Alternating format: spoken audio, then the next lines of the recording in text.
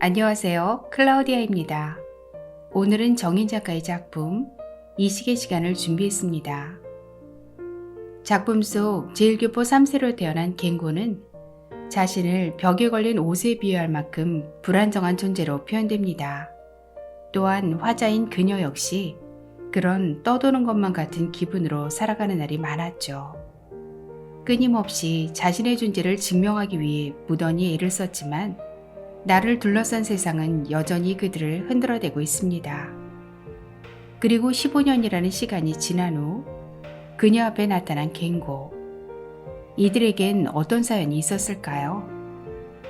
지금부터 작품 속으로 들어가 보겠습니다. 이식의 시간.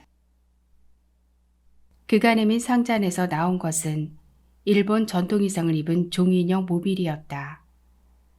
밤톨만한 크기의 화려한 옷차림을 하고 가느다란 손가락에 손톱까지 표현된 앙증맞은 남녀 한 쌍의 인형은 대나무를 깎아 만든 지지대 양쪽 끝에 매달려 서로를 향해 필사적으로 흔들렸다. 비록 장인의 빼어난 솜씨가 섬세하게 표현된 것이긴 하지만 남자가 한때나마 연인이었던 여자에게 내민 선물치고는 좀 낯간지러웠다. 그래도 이걸 고르기 위해 얼마나 발품을 팔았을까 생각하니 고맙고 감탄스러웠다. 어쩜 이리 작은 걸 이렇게 세밀하게 만들었을까? 일본 사람들 손재주는 정말 알아줘야 해. 나도 모르게 일본말이 튀어나왔다. 그는 대답 없이 싱그레 웃었다. 오랜만에 보는 웃음이었다. 계면쩍은 듯 부끄러운 듯 늘 할 말을 입안에 머금고 있는 듯한 웃음. 그 웃음을 보자 지난 시간들이 돌연 깨어나 수렁거리기 시작했다. 다 잊었는가 싶었는데 벼랑간 느껴워지면서 콧잔등이 맵싸해졌다. 나는 얼른 모빌을 내려놓고 차자를 들었다. 차는 너무 짙게 우러나 탁한 빛을 띠고 있었다. 찬물을 부어버리고 다시 물을 부었다. 그도 들고 있던 찻잔을 내려놓더니 둘만으로도 가득 차 보이는 좁은 거실을 휘둘러 보았다. 이 집에서 신세를 져도 될지 어떨지를 잠시 고민하는 눈빛이었다. 좁지? 그래도 너 하나 저런 건 문제 아니야. 편히 있어. 그가 무안한 듯 슬며시 웃으며 날 돌아보았다. 작게 벌린 입술 사이로 하얀 이가 살짝 내비치다 이내 숨었다. 그를 처음 보았을 때 남자이가 어쩜 저리도 정갈할까 싶었다. 지금도 그대로였다. 그에 비하면 나는 참 많이 변한 것 같았다. 눈치 하나는 지금도 눈치가 그렇게 빨라? 그가 찻잔을 입으로 가져가면서 물었다. 그런 게 어딜 가겠니? 내가 사는 길인데. 내가 자주 하던 내뱉자 그의 눈가에 언뜻 안쓰러움이 비쳤다. 그래서 그렇게 떠나버린 거였나? 그런데 왜 아직 결혼 안 했어? 널 기다린 건 아니야. 나는 무찔러 말했다. 그의 얼굴이 살짝 붉어졌다. 그도 모를 리 없었다. 결혼이란 할 수도 안 할 수도 있는 것이란 걸. 그는 한때 우리의 관계 때문에 내가 결혼을 안 할 사람이 아니란 것도 알고 있었다. 나는 노르스름하게 잘 우러난 황차를 그의 잔에 또 부었다. 아무도 없는 공간에 둘만 마주보고 앉아있던 때가 언제였던가. 나는 그날을 더듬으며 어느새 흘러가버린 시간을 꼽아보았다. 15년. 돌이켜보니 참 아득한 시간이었다. 그 세월에 새삼 서글픔을 느꼈다. 그도 그랬는지 이젠 완전히 어두워져 강변도로의 불빛 말고는 아무것도 보이지 않는 창밖을 무연히 내다보았다. 그의 아버지가 집을 비운 날이었다. 나는 아무것도 모르고 그의 손에 이끌려 그의 집으로 갔다.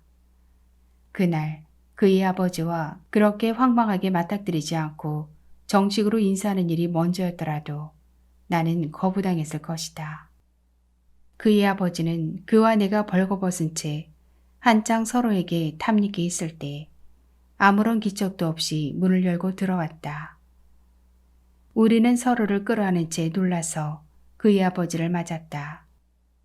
황급히 이불을 끌어다 덮었지만 내 어깨와 가슴을 다 가릴 수는 없었다.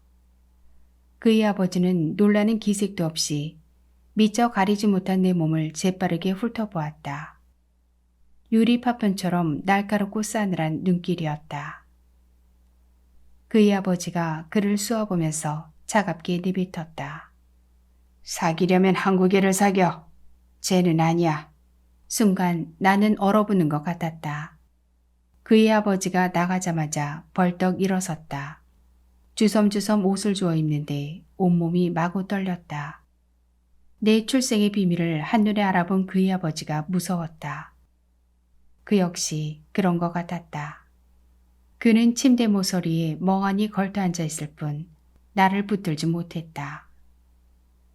벌써 15년이나 지난 옛 기억이 칼에 베인 듯 쓰라리게 다가왔다. 나는 고기를 저으며 짐짓 명랑하게 물었다. 근데 무슨 일로 이렇게 갑자기 온 거야? 내게 연락은 왜 했어? 그가 빈 찻잔을 내려놓다가 나를 쳐다보았다. 연락을 왜 했느냐는 말이 섭섭했던지 눈빛이 살짝 셀쭉해졌다. 나는 모른 척 그의 잔에 다시 차를 따랐다. 그가 한국에 오리란 전화를 해준 사람은 박 교수였다. 박 교수는 나보다 30살 아래인 교토의 R대학교 유학 동기였다. 나와는 대면대면했지만 그와는 막역한 사이로 2, 3년에 한 번씩은 만나기도 했던 모양이었다. 박 교수는 그의 간곡한 부탁이었다며 오랜만에 연락을 해왔다. 그가 한번 보고 싶어 하니 전화번호를 가르쳐줘도 되겠냐는 것이었다. 나는 망설이지 않았다. 언젠가 한 번은 만나고 싶은 사람이었다. 잠시 후 그에게서 전화가 왔다.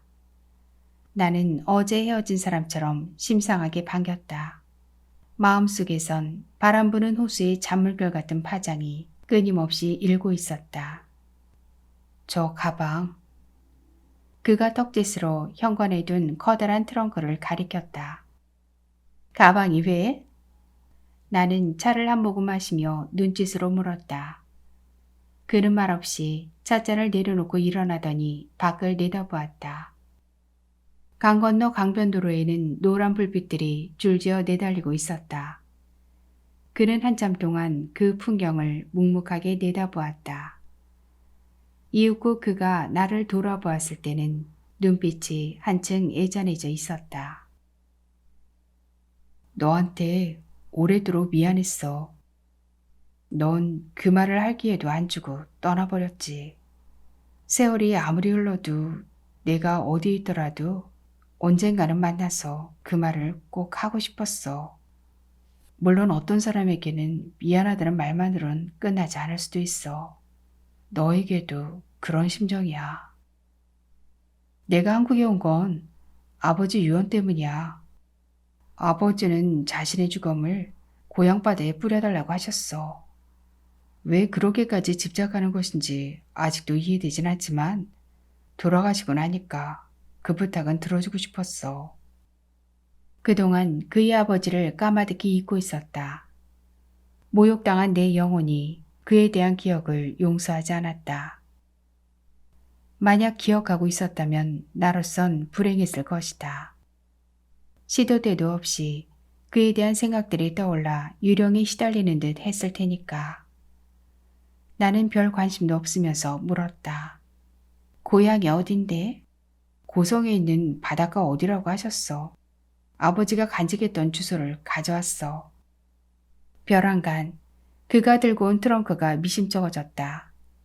아니나 다를까 그는 아버지의 유고를 가방에 넣어왔다고 했다. 등줄기로 뻗치는 섬뜩함에 나도 모르게 진저리가 났다. 찻상을 밀쳐놓고 불이 나게 현관으로 나갔다. 그의 트렁크가 되똑하니 현관을 지키고 있었다. 도대체 왜? 나는 그를 돌아보며 소리쳤다. 그가 당황해서 마치 그 외에 다른 것은 없다고 확인이라도 시키려는 듯 나를 방으로 끌고 가 이런저런 사정을 설명했다. 뼈가루기는 하지만 비행기로 오다가 혹시 엑스레이에 걸릴까 싶어 통관이 덜 까다로운 배를 탔다거나 유골함을 보자기에 싸서 트렁크에 넣고 가장자리를 잘게 부순 스티로폼으로 메워 움직이지 않도록 단단하게 여몄다거나 그런 얘기들이었다. 그렇다고 사위스런 느낌이 가시는 건 아니었다. 더구나 그의 아버지였다. 나는 좀처럼 그 상황을 받아들일 수가 없었다. 하지만 미안하다고 몇 번이나 머리를 조아리며 정 못 견디겠다면 가겠다는 말에 그만 마음이 약해지고 말았다. 밤은 이미 깊었고 아버지의 유언을 받들겠다고 그는 먼 길을 왔다. 그런 사람을 찬바람 속으로 내모는 것은 차마 못할 짓이었다. 그러니 더욱더 화가 나 그를 몰아세웠다. 적어도 미리 양해는 구했어야 하는 거 아니냐고. 내가 왜 너희 아버지 유고를 내 집에 들여야 하느냐고. 분노에 떨던 내 목소리는 결국 물기에 젖어 갈라졌다. 그가 나를 와락 끌어안았다. 그에게서 마른 꽃향기가 났다. 오래전 그의 가슴에 안겨 함께 피웠던 담배 냄새였다. 나는 끝끝내 그를 밀쳐냈다. 그가 막막한 얼굴로 무릎을 꿇듯 주저앉았다. 미안해. 정말 미안해.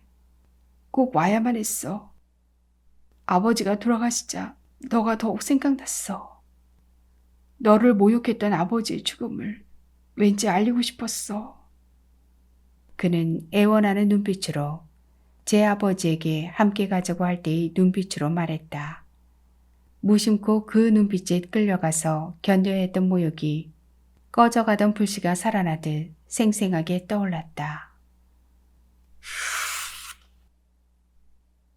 그의 아버지는 멀쑥하게 키가 큰 그와 다르게 작고 다부지게 생긴 사람이었다.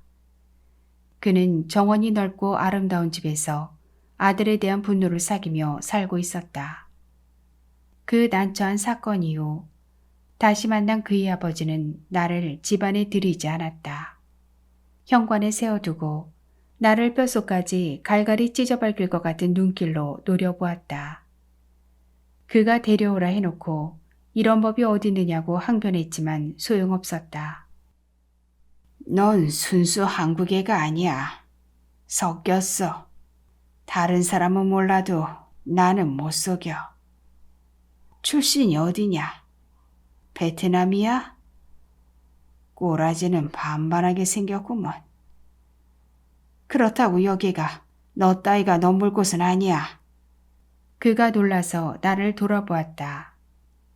나의 어느 구석에 제 아버지가 눈치챌 만한 증거가 숨어 있었는지 새삼 탐색하는 눈길이었다.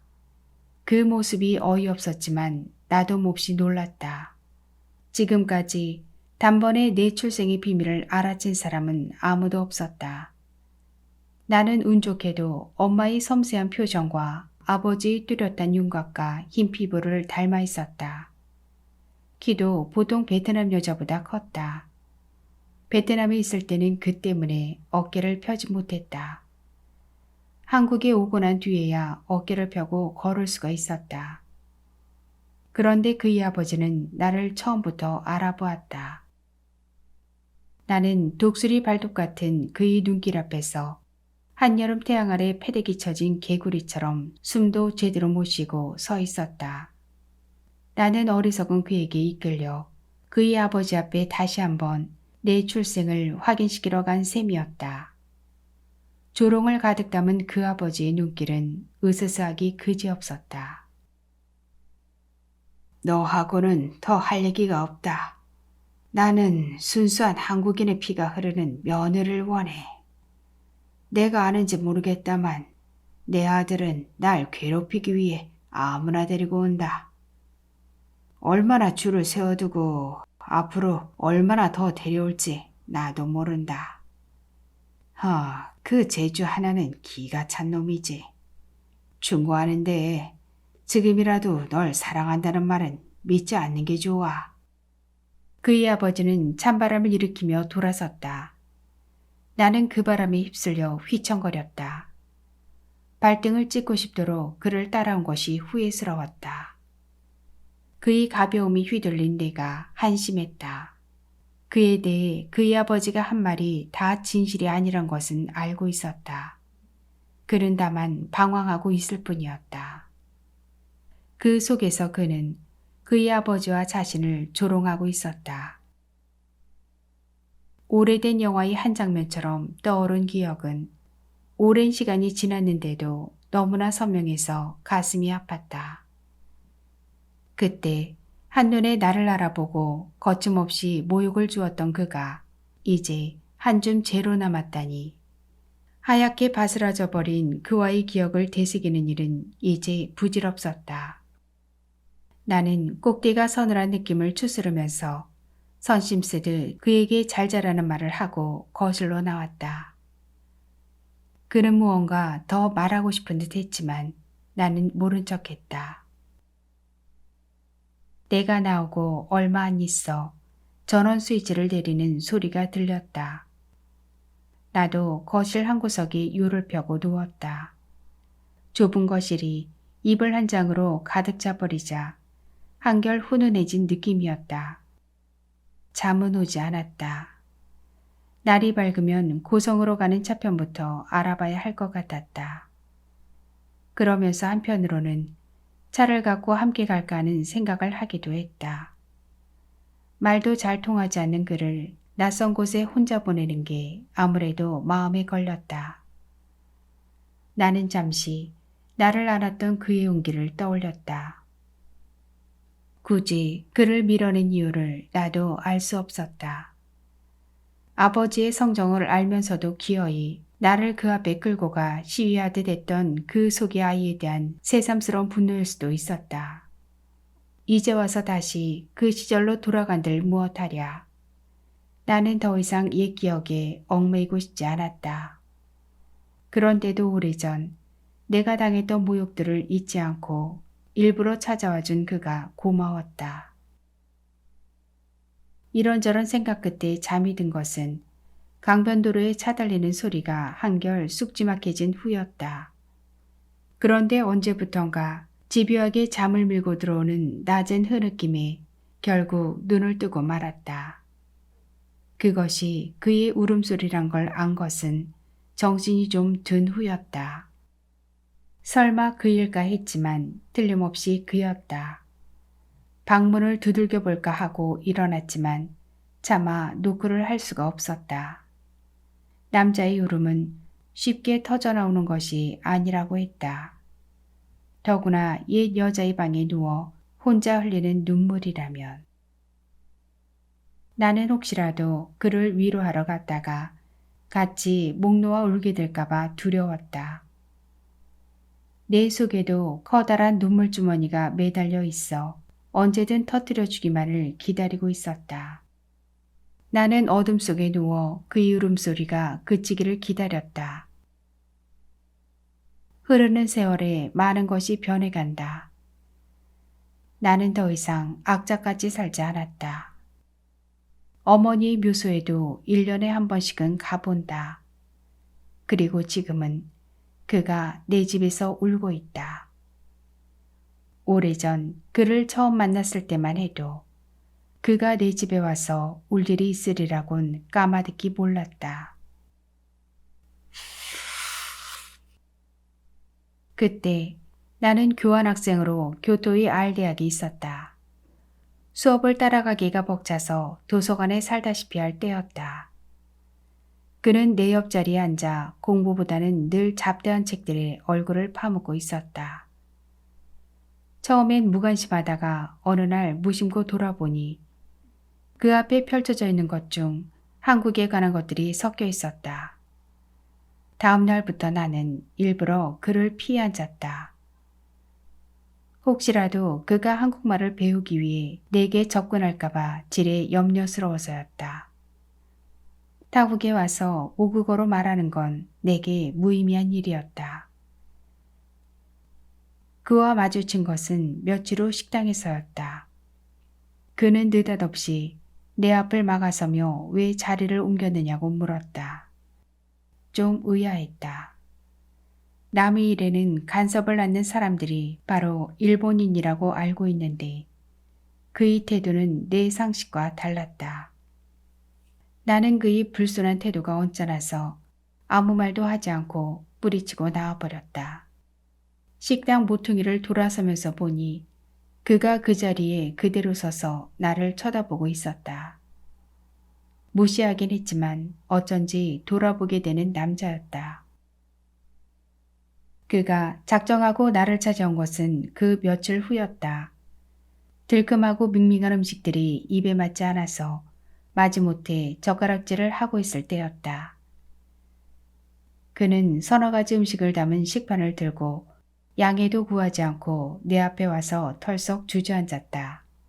그는 말없이 먹는데 골몰했다. 젓가락으로 낫또를 비벼 한 입에 털어넣더니 장국을 후루룩 소리를 내가며 단숨에 비웠다. 나는 처음으로 그의 얼굴을 자세히 보았다. 초강초강한 얼굴에 옆으로 기름한 눈이 날카롭게 보여 썩 호감 가는 인상은 아니었다. 하지만 몸에 밴 귀태가 어딘가 쓸쓸한 듯한 분위기에 어우러져 사람을 끄는 매력이 있었다. 나도 모르게 긴장이 되었다. 한편으로는 조심스럽기도 했다. 학교 안에는 외국 학생들에게 가끔 터스를 부리는 덜 떨어진 치들이 있었다. 만약 그런 부류라면 학교 생활이 피곤할 수도 있었다. 그는 덴푸라를 집어들다가 마침 눈이 마주친 내게 기다렸다는 듯 말을 건넸다. 난 갱고. 한국 이름은 건호. 나 땅에도 하늘에도 닿지 못하고 허공에 걸려있는 사람이야. 벽에 걸린 옷 같다고나 할까? 뜬금없는 자기소개에 나는 설핏 웃었다. 그가 일본인이 아니고 한국인이라는 사실은 뜻밖이었다. 일본에 제일 교포가 있다는 것은 유학을 오면서 들어 알고 있었다. 나는 웃음을 머금고 그를 가만히 지켜보았다. 나보다 서너 살은 아래로 보였다. 아무리 봐도 전형적인 일본인의 모습이었다. 키가 좀 큰 게 다르다면 다를까? 남의 시선을 의식한 듯 단정한 차림새나 거친 듯 하면서도 마구 무례하지 않는 행동이 그랬다. 그런데 보통 상식을 가진 일본인이라면 그렇게 막무가내로 접근하지 않았을 것이란 생각이 들기도 했다. 슬그머니 그에게 호기심이 생겼다. 무엇보다 그가 자신을 벽에 걸린 옷에 비유하는 이유가 궁금했다. 나도 비슷한 느낌을 가진 적이 여러 번 있었다. 어느 곳에 있어도 내 자리는 아닌 것 같은. 그래서 떠도는 것만이 내 운명인 것 같은 생각이 들어서 때로는 나를 방임하고 싶은 유혹에 휩싸이기도 했다. 그 말이 무슨 의미지? 내가 호기심을 보이자 그는 식판을 아예 옆으로 밀쳐버리고 내 앞으로 바싹 몸을 기울이고 방긋 웃어 보였다.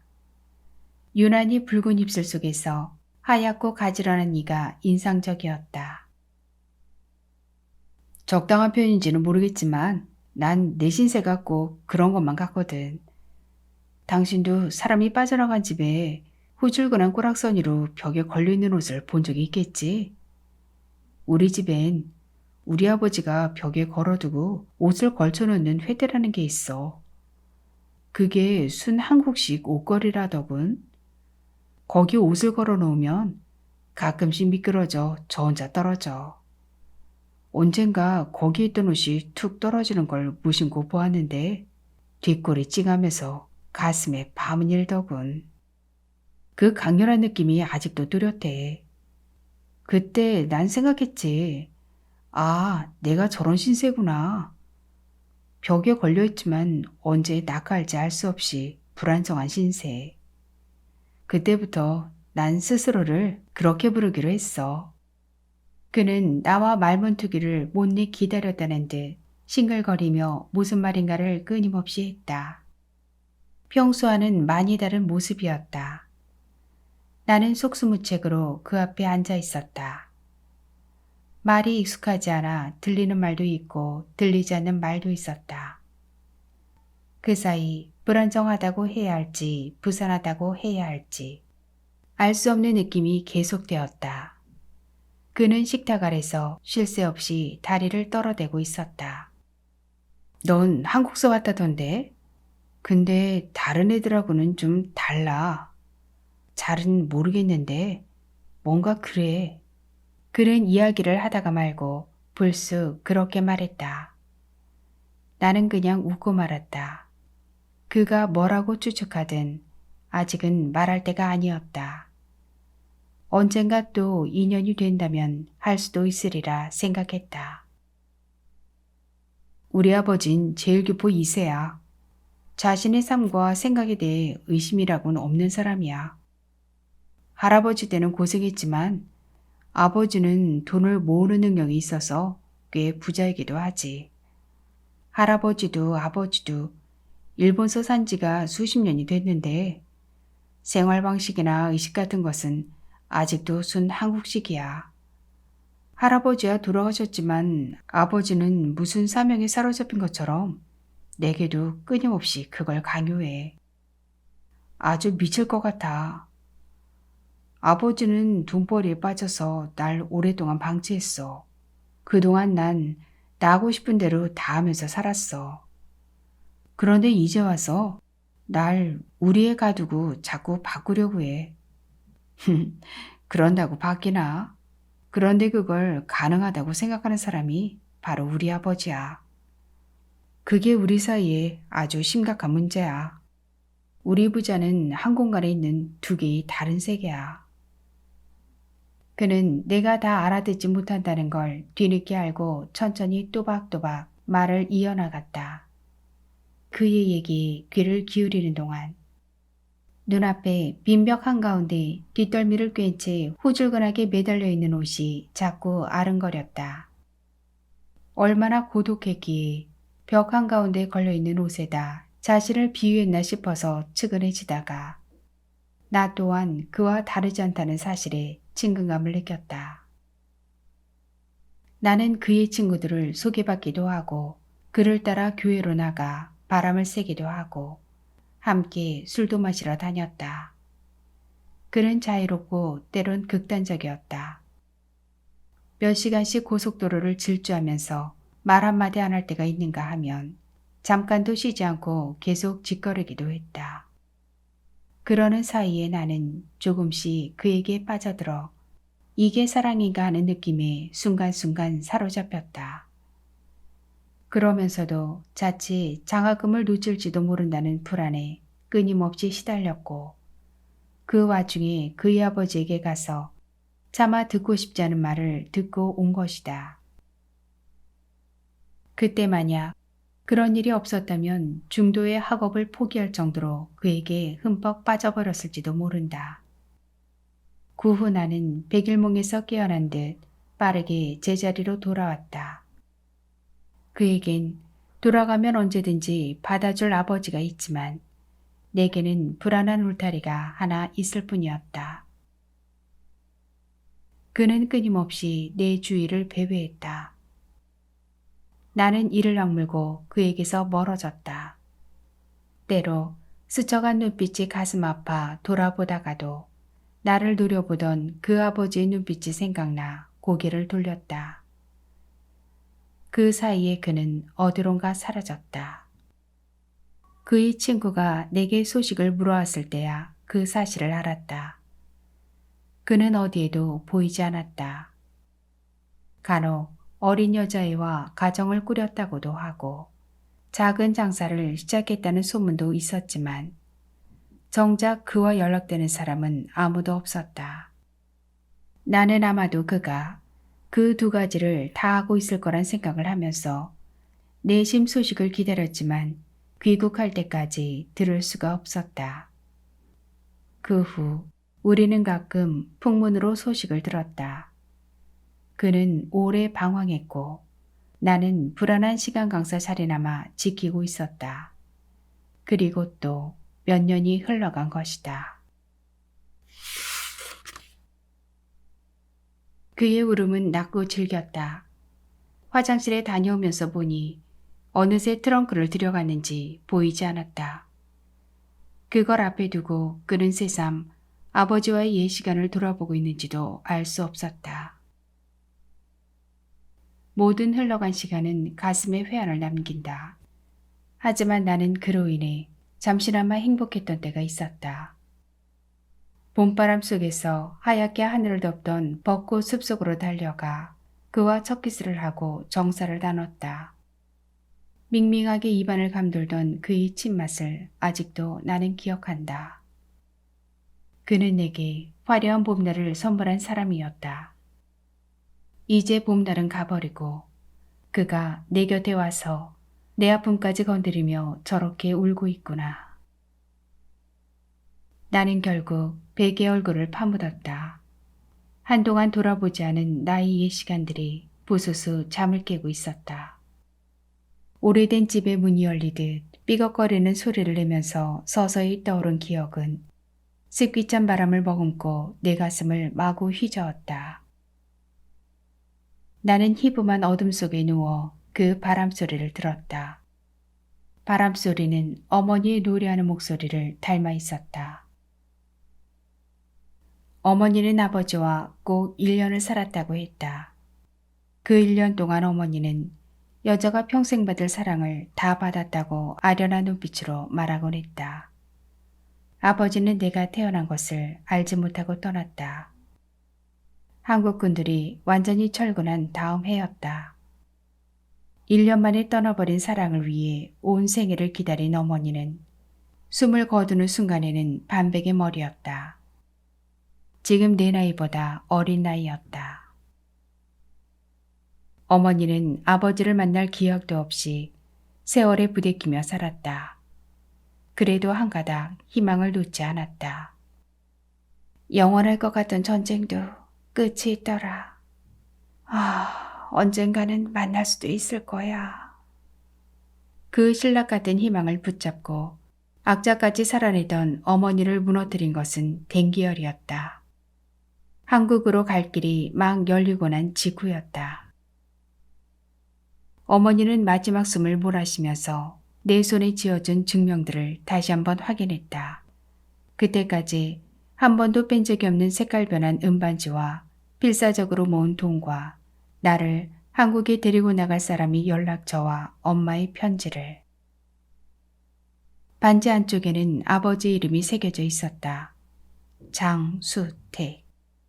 어머니는 그 이름을 간신히 불러보고는 희미하게 보일 듯 말 듯 미소를 지었다. 그것이 마지막이었다. 어머니의 마지막 당부는 가슴이 아팠다. 꼭 아버지 곁에서 살아라. 하인같이 살더라도 아버지 곁에 있어. 내 아버진 뭐든 열심히 하는 걸 좋아했다. 그러니 뭐라든 열심히, 죽도록 열심히 해라. 그러면 버림받진 않을 거야. 그 말은 내 가슴에 남아 종소리처럼 울렸다. 가엾게도 엄마는 한 남자를 그렇게 사랑하고도 내게 사랑하는 법은 가르쳐주지 않고 버림받지 않는 방법만을 가르쳐 주었다.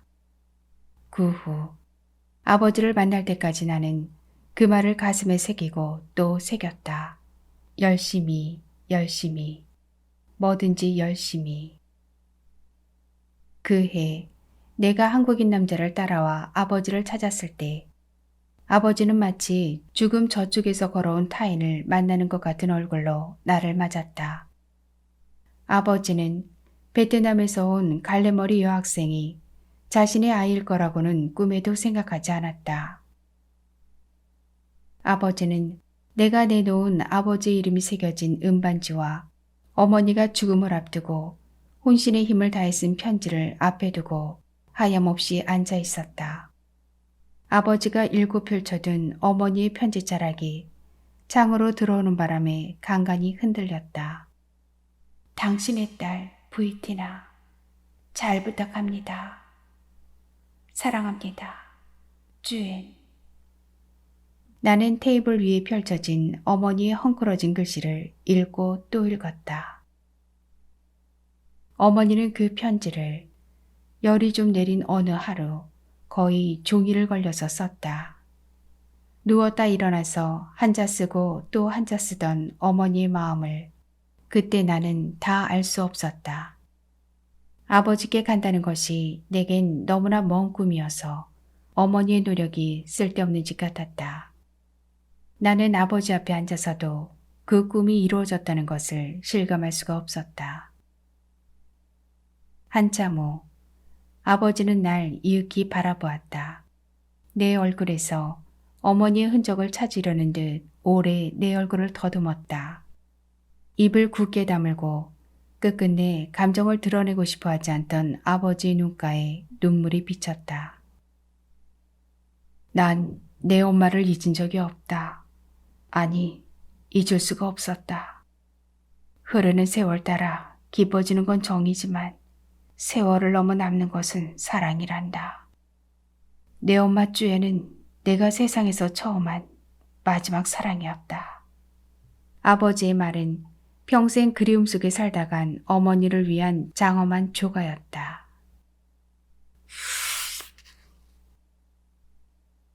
아버지는 자신의 가족 앞에서 옛사랑을 부족할 만큼 비겁하지 않았다. 나는 아버지가 고맙고 자랑스러웠다. 나의 어머니의 당부처럼 뭐든지 열심히 했다. 한국어를 습득하고 검정고시를 준비하면서부터는 누구보다 잘하기 위해 밤을 낮처럼 살았다. 그것이 어머니에겐 버림받지 않는 방법이었지만 내겐 사랑받는 방법이란 걸 엄마는 미처 몰랐다. 나에 대한 아버지의 애정은 지나친 구석이 있었다. 어쩌자고 아버지는 그렇게 드러내놓고 나를 사랑하셨는가. 그동안 못다 준 사랑을 다 하려는 듯 아버지는 말끝마다 나를 앞세웠다. 언니니까, 언니라서. 그 말이 내게는 힘이 되었지만 동생이나 동생의 어머니에겐 참기 힘든 일이었다는 걸 그때 몰랐다. 나는 나를 죽여 세우는 아버지의 말을 기대 삼아 앞만 보고 달렸다. 혹시 거리의 소녀가 되어 떠돌까봐 조마조마했던 나는 아버지가 쳐주는 박수에 마구 신이 났다. 넌 소름 끼치도록 즐기고 독한 인간이야. 난 내가 싫어. 어느 날 동생은 짐승처럼 이빨을 드러내며 말했다. 그때의 나는 누구에게라도 그런 말을 들을 만큼 지독했다. 대학 입시 때는 갑자기 터진 맹장으로 수술한 다음 날인데도 기어이 시험장에 가서 시험을 치렀다. 뒤늦게 시작한 공부에 마음이 급해서 고등학교 검정고시를 통과하자마자 바로 대학 입시를 준비해 처음 치르는 시험이었다. 나는 잠시도 시간을 허비할 수가 없었다. 치열한 노력 끝에 2, 3년 늦긴 했지만 대학에 무난히 입학했다. 아버지는 그 이야기를 자랑삼아 자주 떠벌였다. 어느 날 술을 한 잔 마신 아버지는 입시를 앞둔 동생의 마음을 헤아리지 못하고 또 그 얘기를 했다. 여자든 남자든 뜻을 세우면 끝까지 해내는 근성이 있어야 해. 너라면 이렇게 해냈겠나. 넌 뭐든지 언니만큼만 따라해라. 언니 발치만 따라가도 넌 지금보다 더 잘할 수 있을 거야. 그날 동생은 세수를 하고 방으로 들어가려는 나를 붙잡았다. 충혈된 눈빛에 어린 증오심은 동생의 마음이 어떤지를 보여주고 있었다. 미안하다는 말도 소용없었다. 난 이제부터 널 증오할 거야. 어디서도 행복하지 못하게. 네가 오기 전엔 나 이렇게 비참하지 않았어. 넌 우리 엄마랑 나를 지옥으로 빠뜨렸어. 나는 한순간에 무너져 버렸다. 난생 처음 비수를 들이대는 듯 살기 어린 저기를 본 나는 당황했다. 잠을 이룰 수가 없었다. 캄캄한 어둠 속에서 동생의 눈이 파랗게 불을 켜고 나를 노려보았다. 눈을 감으면 동생이 나를 잡아먹을 듯 쏘아보았다. 그동안 나는 동생의 입장 같은 건 헤아려 본 적이 없었다. 어쩌면 남이 둥지에서 깨어난 뻐꾸기 새끼처럼 동생을 둥지 밖으로 밀어내고 싶어 했는지도 모른다. 하지만 동생은 위태한 순간 나를 향해 거침없이 날카롭게 그지없는 손톱을 들이밀었다. 그 후 동생은 어쩌다 한 번씩 보여주던 웃음마저 걷어버렸다. 동생 어머니의 냉대는 갈수록 노골적이었다. 뿌리 깊지 못한 나무는 작은 바람에도 흔들리고 한번 상처 입은 뿌리는 다시 자라기 어렵다. 나는 비로소 내 자리를 돌아보았다. 독불장군 같은 아버지의 위험 때문에 겉으론 고요했지만 속으론 곳곳에 살얼음이 끼어 있었다. 어머니는 내게 사정없이 불친절했고 아버지 모르게 굳은 일들을 도맡아 시켰다. 친척들은 내 앞에서 웃어도 돌아서서는 굴러온 돌이 박힌 돌 뽑게 생겼다고 수군거렸다. 결국 1년이나마 집을 떠나야겠다고 결심한 것은 태풍의 중심에서 일단 벗어나기 위한 방편이었다. 그때 마침 일본으로 갈 기회를 잡지 못했다면 나의 생은 또 어떻게 흔들렸을지 알 수 없었다. 나는 이나마 뿌리를 내린 생에 감사했다. 다행히 그의 울음소리가 서서히 잦아들었다. 나는 조마조마한 영화가 한편 끝난 것 같은 안도감을 느끼며 눈가를 적신 눈물을 닦아냈다. 이젠 강변도로의 찻소리도 거의 끊기고 바람소리만이 방의 정적을 더욱 흔들어 놓고 있었다. 나는 그가 짧은 시간이나마 숙면을 취하기를 바라며 간혹 베란다 창을 흔드는 바람소리를 듣고 있다가 한순간 잠속으로 빠져들었다. 그는 벌써 현관에 나가 있었다. 무덤덤한 얼굴로 유골함을 가슴에 안고 서 있는 모습이 죽음 같은 건 삶의 뒤편일 뿐이라고 조용히 항변하고 있는 것 같았다. 그의 눈가에는 지난밤에 온 흔적이 남아 있었다. 기름한 눈이 부석부석하게 부어 더욱 작아져 있었다. 나는 아무것도 모른 척 자동차 열쇠를 집어들고 현관으로 나갔다. 그는 운동화를 꿰시는 나를 의아하게 쳐다보았다. 무슨 일이냐는 듯 눈을 끔뻑이는 그의 얼굴이 천진해 보였다. 내가 운전해 가겠다는 말에 그는 완강하게 고개를 저었다. 워낙 강경해서 잠시 혼자 보낼까 하는 생각도 했지만 지난밤 그가 흘린 눈물이 내 가슴에도 흘러들어 도저히 그럴 수가 없었다. 내가 하고 싶어서 그러니까 부담스럽게 생각하지 마. 나는 단호하게 그의 등을 떠밀며 밖으로 나왔다. 엘리베이터 안에서 그는 고맙다고 말한 후 한참 동안 내게서 눈을 떼지 않았다. 사람을 깊이 응시하는 건 그의 버릇이었다. 나는 그의 웅숭 깊은 눈길에서 묘한 안도감을 느꼈다. 넌 참 안 변했어? 그가 진심인지 인사치레인지 모를 말을 불쑥 내뱉었다. 나는 싱긋 웃고 말았다. 문득 우리 앞에 흘러간 시간들이 뭉텅 베어져 나간 느낌이었다. 그 도련한 느낌을 낯설게 바라보면서 한결 기분이 나아졌다.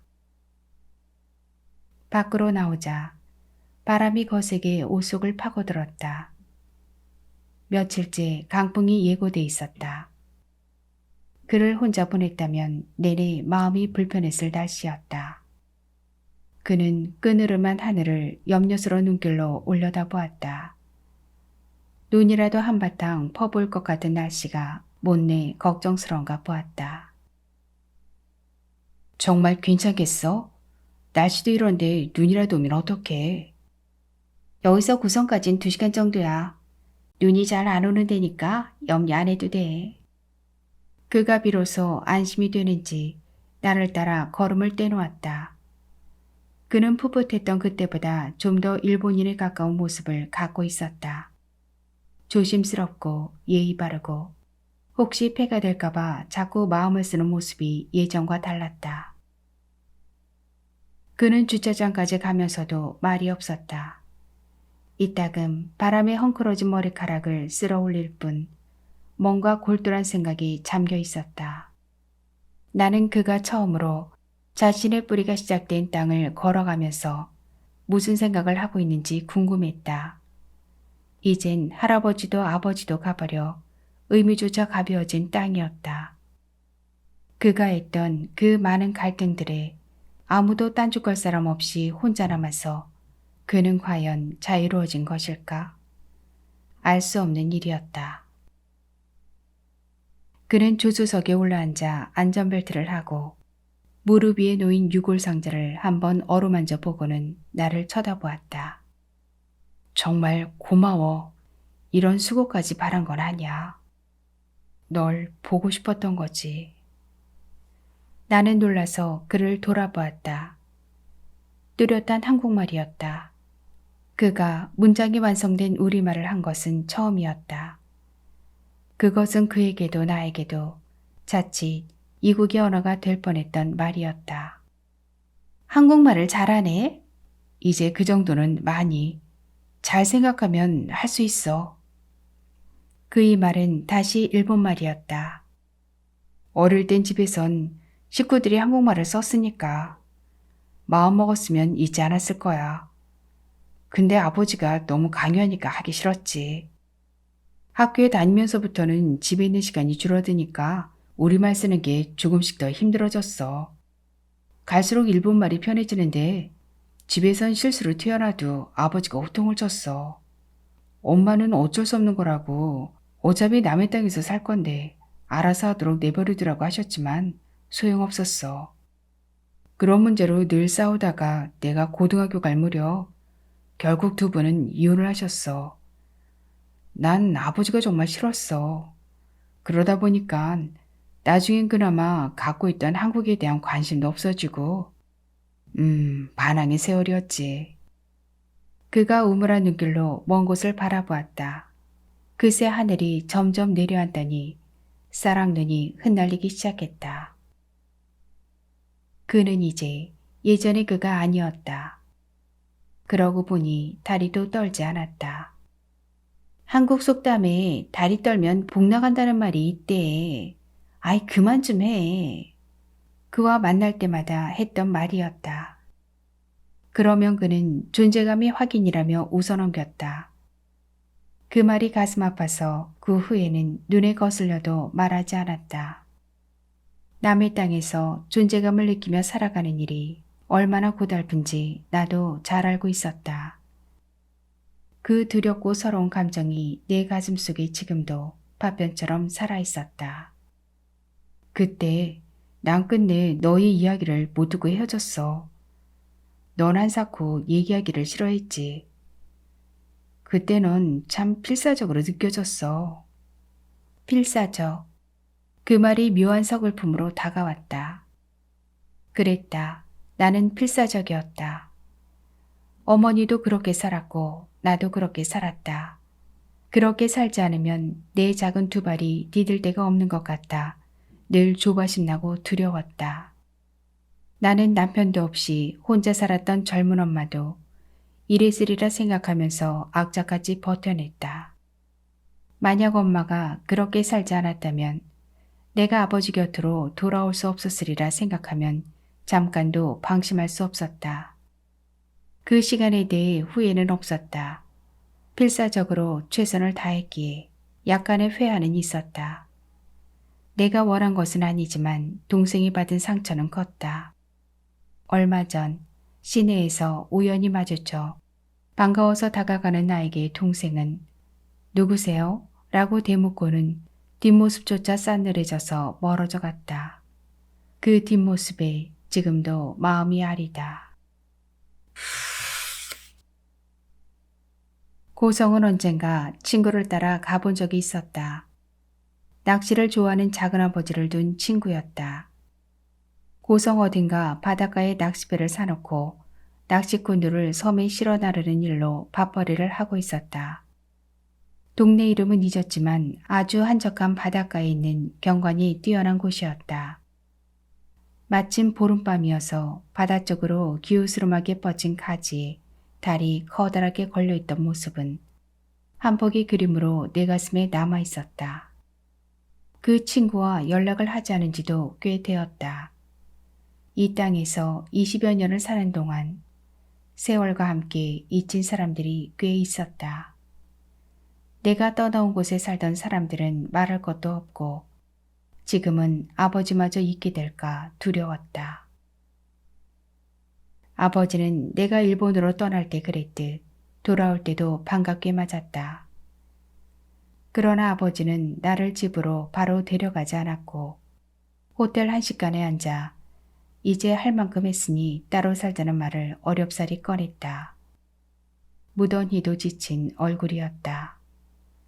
그 사이에 어떤 결정들이 오갔을지는 듣지 않아도 알 수 있었다. 적당한 시기에 알맞은 결정인 것 같았지만 내겐 충격이었다. 그 후 나는 2년에 한두 번 정도 아버지를 만났다. 내가 먼저 아버지를 찾은 적은 없었다. 그게 아버지가 원하는 방식이었다. 아버지는 어머니에게 사랑을 쏟아놓고 죽는 날까지 그리움 속에 살게 했듯이 나도 그러길 원하는 모양이었다. 다행히 그리움은 점점 옅어지고 있었다. 갱구 아버진 아름다운 곳에서 어린 시절을 보내신 것 같아. 그는 흩날리는 눈 속에서 흐릿하게 멀어져가는 바깥 풍경에 눈길을 둔 채 고개를 끄덕였다. 그렇게 얘기하셨던 것 같아. 오래전에 한번 다녀가시긴 했는데 발전은 했지만 옛 모습이 다 사라졌다고 안타까워하셨던 생각이 나. 난 그때 옛 생각에만 사로잡혀 있는 아버지를 도저히 이해할 수가 없었어. 우리는 소통이 되지 않았지. 그 땅에서 나고 자란 나로선 너무 힘든 일이었어. 나는 아버지 나라의 말을 잊으면 안 된다는 어머니에게 잡혀 글자를 알만한 나이가 되면서부터는 한글을 익혔다. 내 앞에 놓인 한글책 속에는 철수와 순이와 바둑이가 있었다. 어머니가 배우려고 아버지에게 받아둔 책이었다. 그렇게 익힌 글자가 얼마 되지 않았는데도 한글을 공부하기 시작하자 익히는 속도가 빨랐다. 만약 어머니가 내게 아버지 나라의 말을 익히게 하지 않았다면 자신 있게 나를 아버지 곁으로 보내지 못했을 것이다. 어머니가 나를 그토록 간절히 아버지의 나라에 돌려보내고 싶어 했던 것처럼 그의 아버지는 그를 영원히 이 땅의 아들로 남겨두고 싶었던 걸까? 하지만 아버지 때문에 일본에서 나고 자라 결국 그 나라에 뼈를 묻어야 하는 그로선 아버지의 욕망은 감당하기 어려운 질곡이었을 것이다.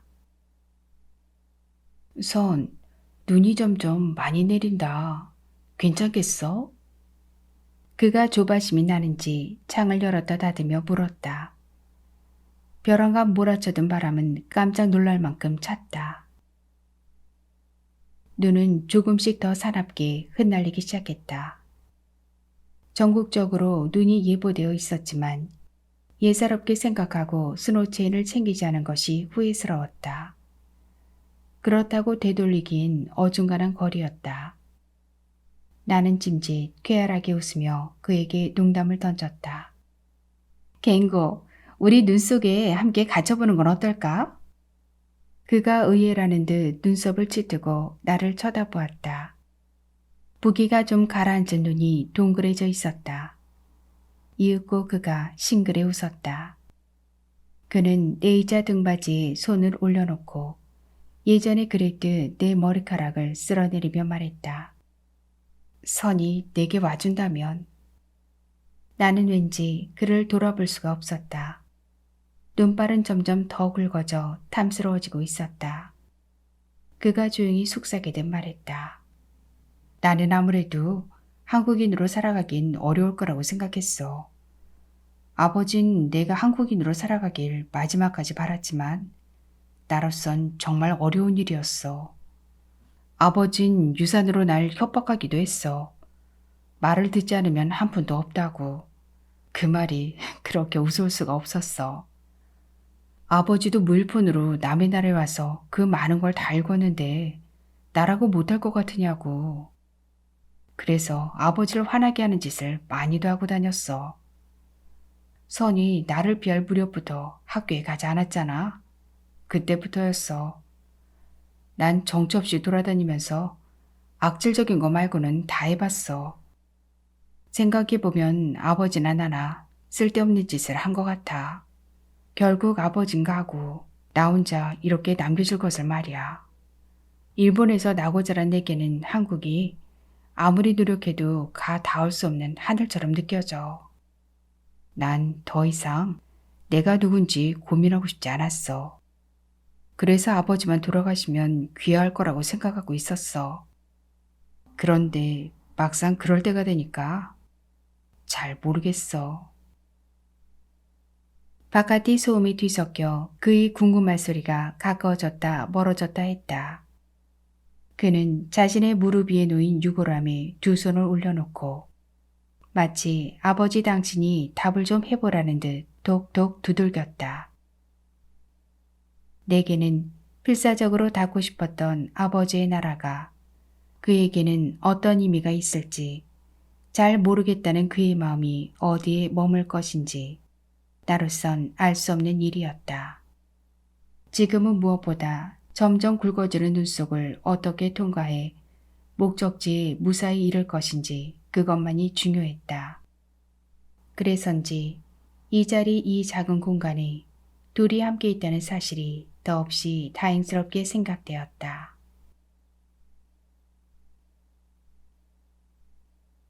만남의 방식을 준비했습니다. 부산소설 문학상 수상작인데요. 한일 양국에서 살아온 사촌 간의 만남을 그린 소설입니다. 민족사와 일상적 삶의 차원을 정교하게 결합한 작품으로 독자들로부터 타인과의 만남, 그리고 민족이나 모국에 대해 진지하게 성찰할 수 있는 기회를 마련한 작품이라고 평가받고 있습니다. 그럼 작품 속으로 함께 들어가 보시죠. 만남의 방식. 사촌을 기다린 것은 여자의 전화를 받고부터였다. 여자는 한 번도 본 적이 없는 사촌이 올 거라고 말해 주었다. 사촌은 무언가 볼 일이 있다고 했다. 그 말을 어째선지 낯선 여자가 대신 전해 주었다. 전화를 끊고 나니 백부가 생각났다. 아버지가 돌아가신 뒤로는 거의 연락을 주고받지 못했다. 어째 그렇게 잊고 지냈나 싶어서 새삼 죄스러웠다. 그동안 생각나지 않은 것은 아니었다.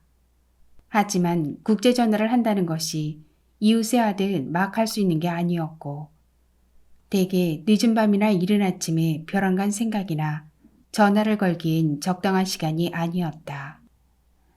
아무리 건강하고 원기왕성해도 노인의 안녕은 알 수가 없는 일이다. 아침 저녁으로 안부를 여쭤도 시원찮은데 1년에 서너 번 전화를 했다가 그나마도 연결이 안 되면 잘 계시겠거니 하고 넘긴 게 벌써 여러 해였다. 마음이 있으면 행동이 따르건만 백부가 우리에게 베푼 걸 생각하면 마음이 모자랐다 할 수밖에 없었다. 지난밤엔 이러다더러 부고를 받는 건 아닌가 싶은 생각이 들어 벼랑간 마음이 죄었다. 그래서 사촌이 오면 할 일이 많았다.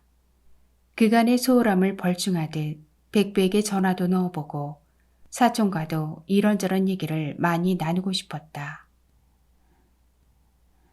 부엌에선 연방 달그락거리는 소리가 나고 음식을 만드는 냄새도 솔솔 풍겨나왔다. 어머니는 처음 만나는 조카에게 먹일 음식을 장만하느라 새벽부터 분주했다. 또보기는 제 집 앞에 나부죽에 엎드려 어디선가 주워온 뼈다귀를 열심히 뜯고 있었다. 나는 마루에 걸터앉아 뜻대로 되지 않는다고 연방 으르렁거리는 녀석을 지켜보면서 멀리 보이는 차도 쪽으로 자주 눈길을 주었다. 은행나무가 늘비한 도로는 샛노란 터널을 이루고 있었다. 그 사이로 이따금 노선 버스들이 오가는 게 보이고 트럭과 승용차도 심심찮게 도로를 달려갔다. 마루에 앉아 차도에서 바로 동네로 연결된 길을 굽어볼 수 있는 것은 우리 집의 장점이었다. 조부 때부터 살아온 집인데 수리한 후에는 전망 좋고 살기 좋은 집이 되어 아주 만족스러웠다. 어디서부터 손봐야 할지 알 수 없었던 낡은 기와집이 쓰기 편리한 현대식 공간으로 바뀐 것은 백부 덕이었다. 백부는 조부모님 살아계실 적에 불편함을 덜어주기 위해 수리비 일체를 보내주었다. 덕분에 3대째 잘 살고 있으니 백부의 말없는 보살핌은 집안 곳곳에 스며있는 셈이었다. 어머니도 그래서 더욱 음식장만에 마음을 쓰는 것이다. 조카가 온다는 소식을 듣자마자 부랴부랴 단수를 안치고 밤을 까고 말린 시래기를 물에 담갔다. 그래봤자 시골 음식이란 것이 빤하고 하룻밤새 준비할 수 있는 가짓수도 많지 않아 오사카 출신의 젊은 사람 입맛을 맞출 수 있을지는 알 수 없었다. 사촌이 온다는 연락은 너무 갑자기 왔다. 지난밤 저녁을 먹은 후 어머니는 한창 일을 연속극에 빠져 있고 나는 그 곁에 엎드려 지난 가을이 수학에 대해 앞뒤를 맞춰보고 있을 때였다. 전화가 올 시간도 아닌데 전화벨이 울려 의아해하며 수화기를 집어들었다. 어머니는 이 시간에 누구냐며 짜증스레 TV의 볼륨을 높였다. 수화기 너머에서 여자의 말소리가 튀어나온 것은 여보세요라는 말을 하기도 전이었다. 여자의 목소리는 쫓기듯 빠르고 높았다. 김희명 씨를 대신해 전화했는데요. 김희명 씨 아시죠? 김의명? 어디선가 들은 듯 했지만 얼른 기억나지 않아서 나는 모른다고 잘라 말했다. 그러자 여자가 추궁하듯 도쿄에 사는 사촌동생인데 모르세요? 아버진 김현목 씨예요. 라고 덧붙였다. 나는 놀라서 일어나 앉았다. 우선은 반갑기보다 뜨악한 기분이었다. 백부라면 몰라도 사촌동생이 왜? 혹시 백부에게 무슨 일이 생긴 건가? 하는 불길함이 선뜩하게 가슴을 파고들었다. 그러나 여자는 내 기분은 아랑곳 없이 자기 할 말만 두루에 꿰듯 재빨리 이었다. 아시죠? 내일 정오께쯤 김희영 씨가 갈 건데 괜찮으신가요? 괜찮지 않다면 왜 그러느냐고 당장 따지러 올 듯한 말투에 떠밀리듯 알겠다고 답하고는 전화를 끊었다. 뜻밖이긴 했지만 언제 만나볼 수 있으려나 했던 사촌동생이 찾아온다니 반갑기도 했다. 그런데 백부도 그렇고 사촌도 그렇고 어째서 항상 이렇게 느닷없이 소식을 전하는가도 싶었다. 백부도 한국 온다는 소식을 이처럼 갑자기 전해왔다. 10여 년 전이었다. 조총련에 가입해 있던 백부가 올 수 있으리라곤 생각지도 못할 때였다. 그때 아버지는 뛰다시피 좋아하다가 전화를 끊고는 꽤 오래 흐느껴 울었다. 어릴 때 함께 강에서 수영하다가 형을 잃고 혼자 자란 나는 형제가 있다는 게 저토록 좋은 것이구나 싶어 부럽기까지 했다. 물론 아버지는 그 몇 년 전에 앞서거니 뒤서거니 돌아가신 조부모님 생각이 나서도 더욱 울음이 복받쳤을 것이다. 어쨌거나 사촌이 온다는 건 기쁜 일이었다. 어머니께 전하고 싶었지만 어머니는 거의 TV 속으로 뛰어들 듯 연속극에 빠져 있었다. TV 화면에서는 며느리와 시어머니인지 딸과 엄마인지 마주 앉아 정답게 얘기를 나누는 장면이 비치고 있었다. 끝난 후에 내 결혼 타령을 하면 전자요 아니면 후자였다. 그것이 성가시면서도 나는 어머니 방의 따뜻한 아랫목이 좋아 자주와 빈둥거렸다. 나는 배를 깔고 엎드린 채 사촌의 나이를 꼽아보았다. 백부가 왔을 때 17인가 된다 했으니 30이나 되었을 것이다. 나와는 12살 차이니 한참 동생뻘이었다. 그 아들을 백부는 52에 낳았다고 했다. 아이가 생기지 않아 포기하고 있었는데 뜻밖에 생겨서 잘못 배달된 선물 상자를 받은 기분이었다고 했다. 그런데 선물이란 게 말이다. 겉만 번드르르 하고 실속이 없는 수가 많잖아. 내 아들이 꼭 그래. 무슨 뜻인지 백부는 그렇게 말하고 자조하듯 웃었다. 그 웃음이 퍽이나 쓸쓸해 보인 건 지금 생각하면 이상한 일이었다. 어쨌거나 우리는 그때 의미도 모른 채 다 같이 웃었다. 그리고는 더 얘기를 듣고 싶었지만 그거 아니라도 할 얘기가 많다며 백부는 화제를 바꿔버렸다. 그 후 백부는 딱 한 번 뜬금없이 아들 자랑을 했다. 누가 들어도 거의 완벽한 아들이었다. 영민하고 잘생기고 공부 잘하고 부모에게 잘하고 민족 정신도 투철하고 한국말과 일본말이 다 유창하니 앞으로 한일 관계에 있어 큰 역할을 할 놈이라 했다. 말씀도 별로 많지 않은 양반이 50 넘어 낳은 아들이라더니 자랑이 좀 심하다 싶을 정도였다. 그런데 그 사촌이 온다. 나는 무엇보다 백부의 안부가 궁금했지만 사촌이 어떤 녀석인지도 꽤 궁금했다. 누더노? 어머니가 여전히 TV에서 눈을 떼지 않은 채 나를 툭 치며 물었다. 의명이 큰아버지 아들이요. 어머니가 희뜩 나를 돌아보았다. 그리고는 불에 대기라도 한 듯 놀라 돌아앉더니 다잡듯이 물었다. 누구라고? 큰아버지 아들 의명이요. 내일 온답디도. 엄마, 그 똑똑하고 기특하다는 아들 말이가? 그 아가 여기를 어쩐 일로 오는데? 어머니의 조글조글한 얼굴이 금세 불을 켠 듯 환해졌다. 어머니의 미덕은 언제나 손님을 기쁘게 맞는 것이다. 더구나 큰집 조카가 온다니 금방이라도 부엌으로 달려나갈 듯 몸이 들썩거렸다. 그러나 어머니는 이내 고개를 갸웃했다. 무슨 일인데 너가 큰아버지가 안 오고 그 아가 올까? 모를 일이네. 어머니의 목소리에는 혹시 백부가 돌아가신 건 아닌가 하는 불안감이 깃들어 있었다. 나는 대꾸하지 않았다. 설사 그렇다 하더라도 불길한 생각은 가능하면 적게 하는 것이 좋다.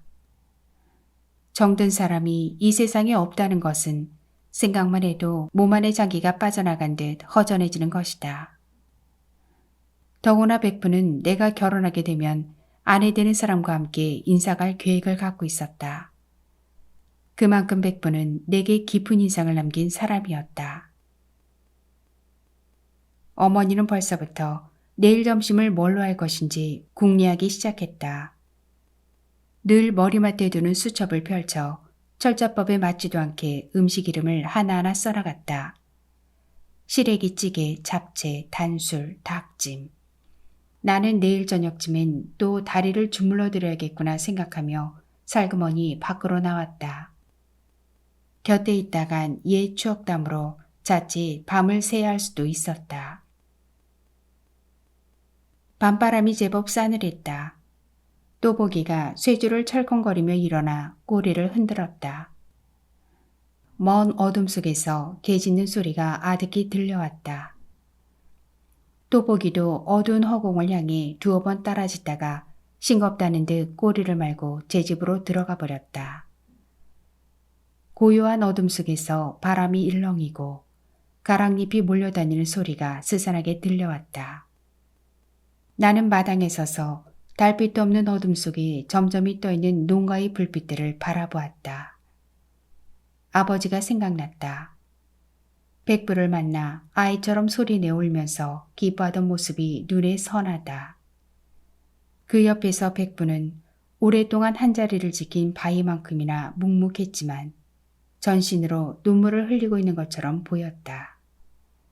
나는 백부의 산 같은 무게감을 보면서 얼마나 인고의 세월을 지내왔는지 알 것 같았다. 그때 아버지는 60 중반이었고 백부는 70을 막 넘어선 나이였다. 어릴 때 헤어져 백발이 되어 만난 형제는 수십 년의 세월을 만난 적 없이 살고도 어제 만난 듯 했다. 끊임없이 얘기를 나누면서 울다가 웃다가 하는 모습이 한짝 나이의 청춘들을 보는 것 같았다. 그로부터 어느새 10여 년의 세월이 흘렀다. 이제 사촌과 내가 만나려 하고 있다. 그 사이에 아버지는 가셨다. 백부는 어떻게 지내시는가? 그 유전의 세월을 생각하니 새삼 마음이 숙연해졌다. 은행나무가 노랗게 하늘을 이고 선 길에 버스 한 대가 나타난 것은 잠시 담배를 피워문 후였다. 버스는 꽁무니에 불이라도 붙은 듯 속력을 내어 달렸다. 좁붓한 시골도로를 대형 버스가 달리는 모습은 조마조마했다. 미친놈이네. 시골길을 저래 달려고 어떡하려고. 나는 괜스레 마음이 죄어 구시렁거렸다. 그런데 말이 끝나자마자 버스가 마치 내게 대거리하듯 동네 입구로 머리를 들이밀었다. 버스가 마을로 들어오는 일은 1년에 한두 번, 경로당에서 야유에 갈 때나 있는 일이었다. 나는 고개를 갸웃했다. 요 근래 그런 계획을 들은 적이 없었다. 버스는 주춤거리며 점점 우리 집 쪽으로 다가왔다. 나는 설마 하면서도 혹시 사촌이 타고 있는 게 아닌가 하는 생각이 들었다. 아니나 다를까. 버스는 집집마다 문패를 살피는 듯 기어오다가 우리 집 앞에 멈췄다. 나는 슬리퍼를 꿰신고 마당으로 나갔다. 시끄러운 엔진 소리에 지저대는 또보기를 달리며 단박을 보자 검은 바지 정장 차림의 여자가 문패를 확인하고 있는 게 보였다. 아무래도 사촌이 버스를 타고 온 모양이었다. 좀 어처구니가 없어 웃음이 나왔다. 처음 만나는 친척 앞에 나타나는 것 치고는 좀 유별난 등장이었다. 나는 부엌을 향해 어머니를 불렀다. 어머니가 옷에 손을 문질러 닦으며 불이 나게 달려나오다가 담장 너머로 보이는 버스에 눈을 휘둥그레 떴다. 어머니가 옷에 손을 문질러 닦으며 불이 나게 달려나오다가 담장 너머로 보이는 버스에 눈을 휘둥그레 떴다. 설마 저걸 타고 왔으려고 하는 눈길로 나를 돌아보는 순간 맴매하게 생긴 젊은이가 버스 입구에 모습을 나타냈다. 나는 한눈에 그가 내 사촌임을 알아보았다. 생긴 모습이 영락없이 우리 집안 남자였다. 호리호리한 체형에 기름한 얼굴, 뚜렷한 이목구비와 약간 솟은 광대뼈, 뒤로 넘어간 이마. 백부를 닮긴 했지만 편하게 생겼다기보다는 자칫 강벽하게 보이는 얼굴이었다. 그런데 옷차림이 영 눈에 설어 나도 모르게 미간이 찌푸려졌다. 군데군데 살갗이 내보이는 찢어진 청바지에 물이 나른 카키색 코르된 재킷, 거뭇거뭇하게 자란 수염에 노란 염색을 한 단발머리가 처음 만나는 숙모와 사촌 형 앞에 나타나는 차림으로는 좀 꼴불견이었다. 그나마 삐딱하게 둘러쓴 밤색 중절모가 어울려 어머니도 놀랐는지 쫓아나가려던 걸음을 주춤 멈추었다. 사촌이 버스에서 내리고 눈이 마주쳤다. 사촌은 대뜸 웃어 보였다. 입술 끝이 삐에로처럼 귀 쪽으로 말려 올라가면서 눈가에 주름이 자잘하게 잡혔다. 활짝 웃는 것 같지만 왠지 비애가 감도는 웃음. 그 웃음이 백부와 똑같았다. 어머니가 빙긋이 웃으며 내게 몸을 기울여 속삭였다. 세상에 우스이까네 너가 큰아버지랑 똑같다. 시도 득지는 못하는 기대. 나는 어머니 말에 고개를 끄덕이면서 얼마간 긴장한 낯빛으로 계단을 올라오는 사촌에게로 다가갔다. 어머니도 내 뒤를 종종거리며 따라왔다. 아이고 이 먼 길을 어째 왔노? 어서 오이라. 어머니가 기다리지 못하고 막 돌층계를 올라서는 사촌의 손을 덥석 잡았다. 그가 놀라서 그러는지 무심결에 그러는지 어머니의 손을 슬그머니 뿌리쳤다. 무안해진 어머니가 두 손을 얼른 스웨터 주머니 속으로 집어넣었다. 선뜻 이해되지 않는 행동이었지만 첫 만남이라 어색해서 그럴 수 있다고 생각하며 반갑게 악수를 청했다. 그가 내 손을 맞잡았다. 태어나서 처음으로 만난 사촌들의 체온이 교류되는 순간이었다. 우리의 체온은 차지도 뜨겁지도 않았다. 그러나 내 마음은 그 어느 때보다 따뜻했다.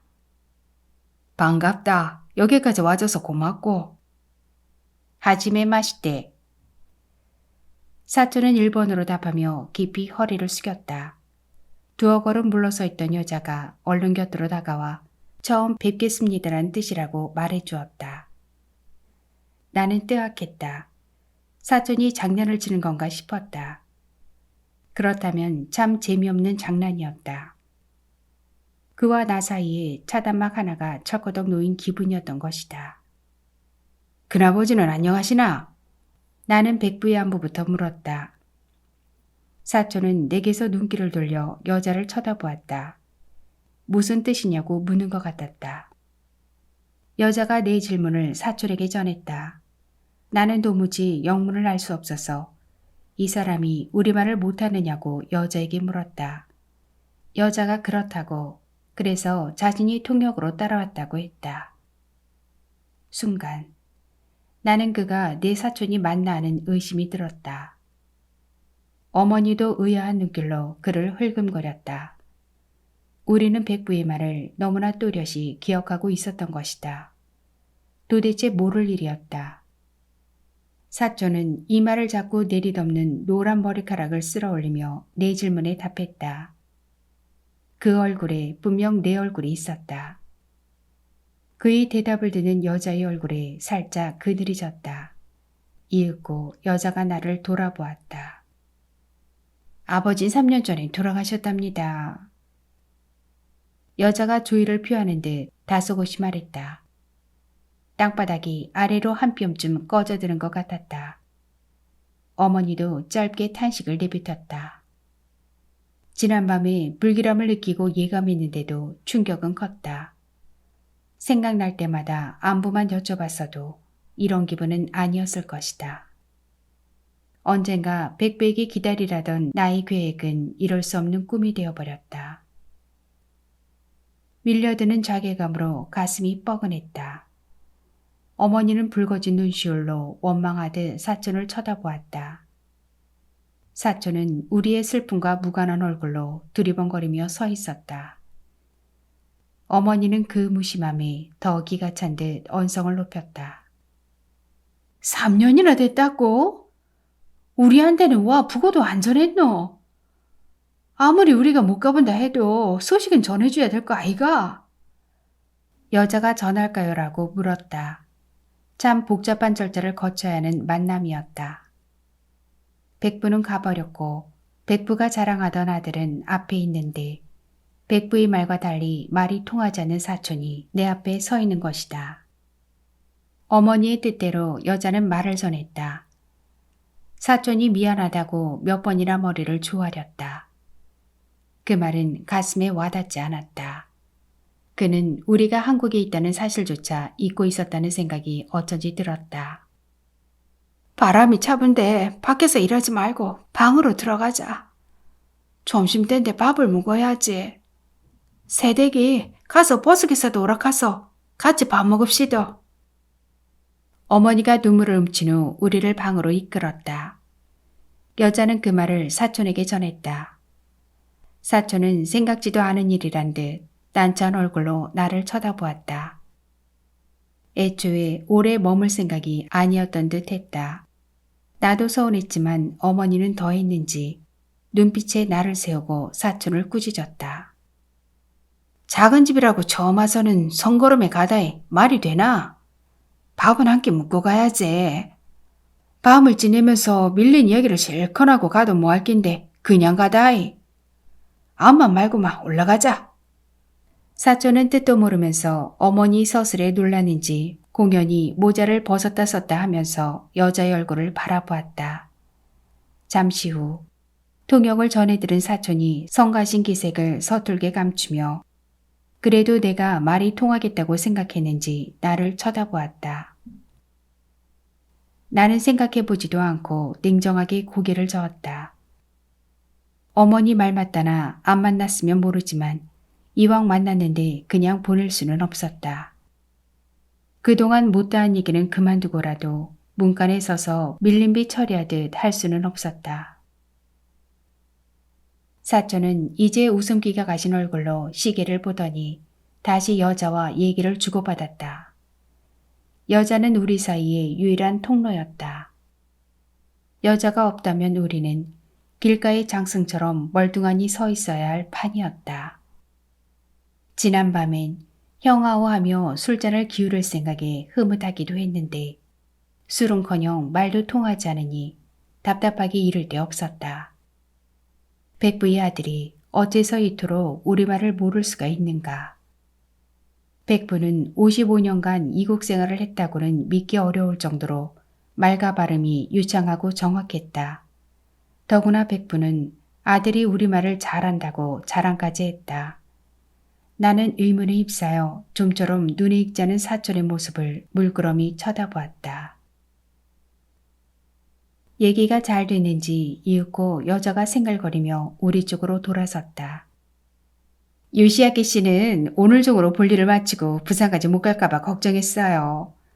시간이 충분하다 했더니 점심 드시겠답니다. 사실은 시간이 넉넉지 않아요. 식사는 마루에서 하면 좋겠다는군요. 갑갑한 걸 싫어한답니다. 어머니는 잘 됐다며 서둘러 부엌으로 들어갔다. 여자도 경쾌한 걸음으로 기사를 데려오겠다며 나갔다. 나는 그들의 뒷모습을 보면서 요시아키란 이름을 속으로 읊조려 보았다. 사촌의 일본식 이름, 우리에겐 의명이었지만 공식적으로는 요시아키. 나를 닮았지만 나와 통하지 않는 언어를 쓰는 사촌. 그에게 나는 마루를 가리키며 앉기를 권하는 일밖에 할 수가 없었다. 사촌은 마루를 흘낏 쳐다보더니 고개를 끄덕이고는 이내 스마트폰을 꺼내 들여다보았다. 중요한 볼일이 있는 건지 어색한 순간을 모면하려는 것인지 알 수가 없는 태도에 다소 불쾌감을 느끼며 그의 노란 뒤통수를 할 일 없이 쳐다보았다. 낯선 사람의 등장이 흥미로운지 또보기가 줄을 끌고 그의 발 아래까지 와서 킁킁거렸다. 스마트폰에서 눈을 뗀 사촌이 또보기를 한번 쓰다듬어 주고는 무심결에 내게 뭐라고 말을 건넸다. 반가웠지만 알아들을 수가 없었다. 사촌이 실수했다는 듯 어깨를 으쓱해 보이며 겸연쩍게 웃었다. 나도 따라 웃었다. 할 수만 있다면 무슨 얘기든 하고 싶었다. 하다못해 또보기가 떠돌이 개었다는 것, 백부가 왔을 때도 있었다는 것, 이제는 늙어 작은 뼈다귀 하나도 뜻대로 못한다는 것, 그래도 아직 쥐는 잘 잡는다는 등의 얘기라도 하고 싶었다. 사실은 백부가 어떻게 가셨는지, 고통을 겪지는 않았는지, 백모님은 어떤 분인지, 오늘온 용무가 무엇인지, 그가 왜 대형버스를 대절해 왔는지 물어보고 싶은 것도 많았다. 무엇보다 백부가 말한 아들과 내 눈앞에 있는 사촌이 왜 이렇게 다른지 궁금했다. 하지만 부질없는 바람이었다.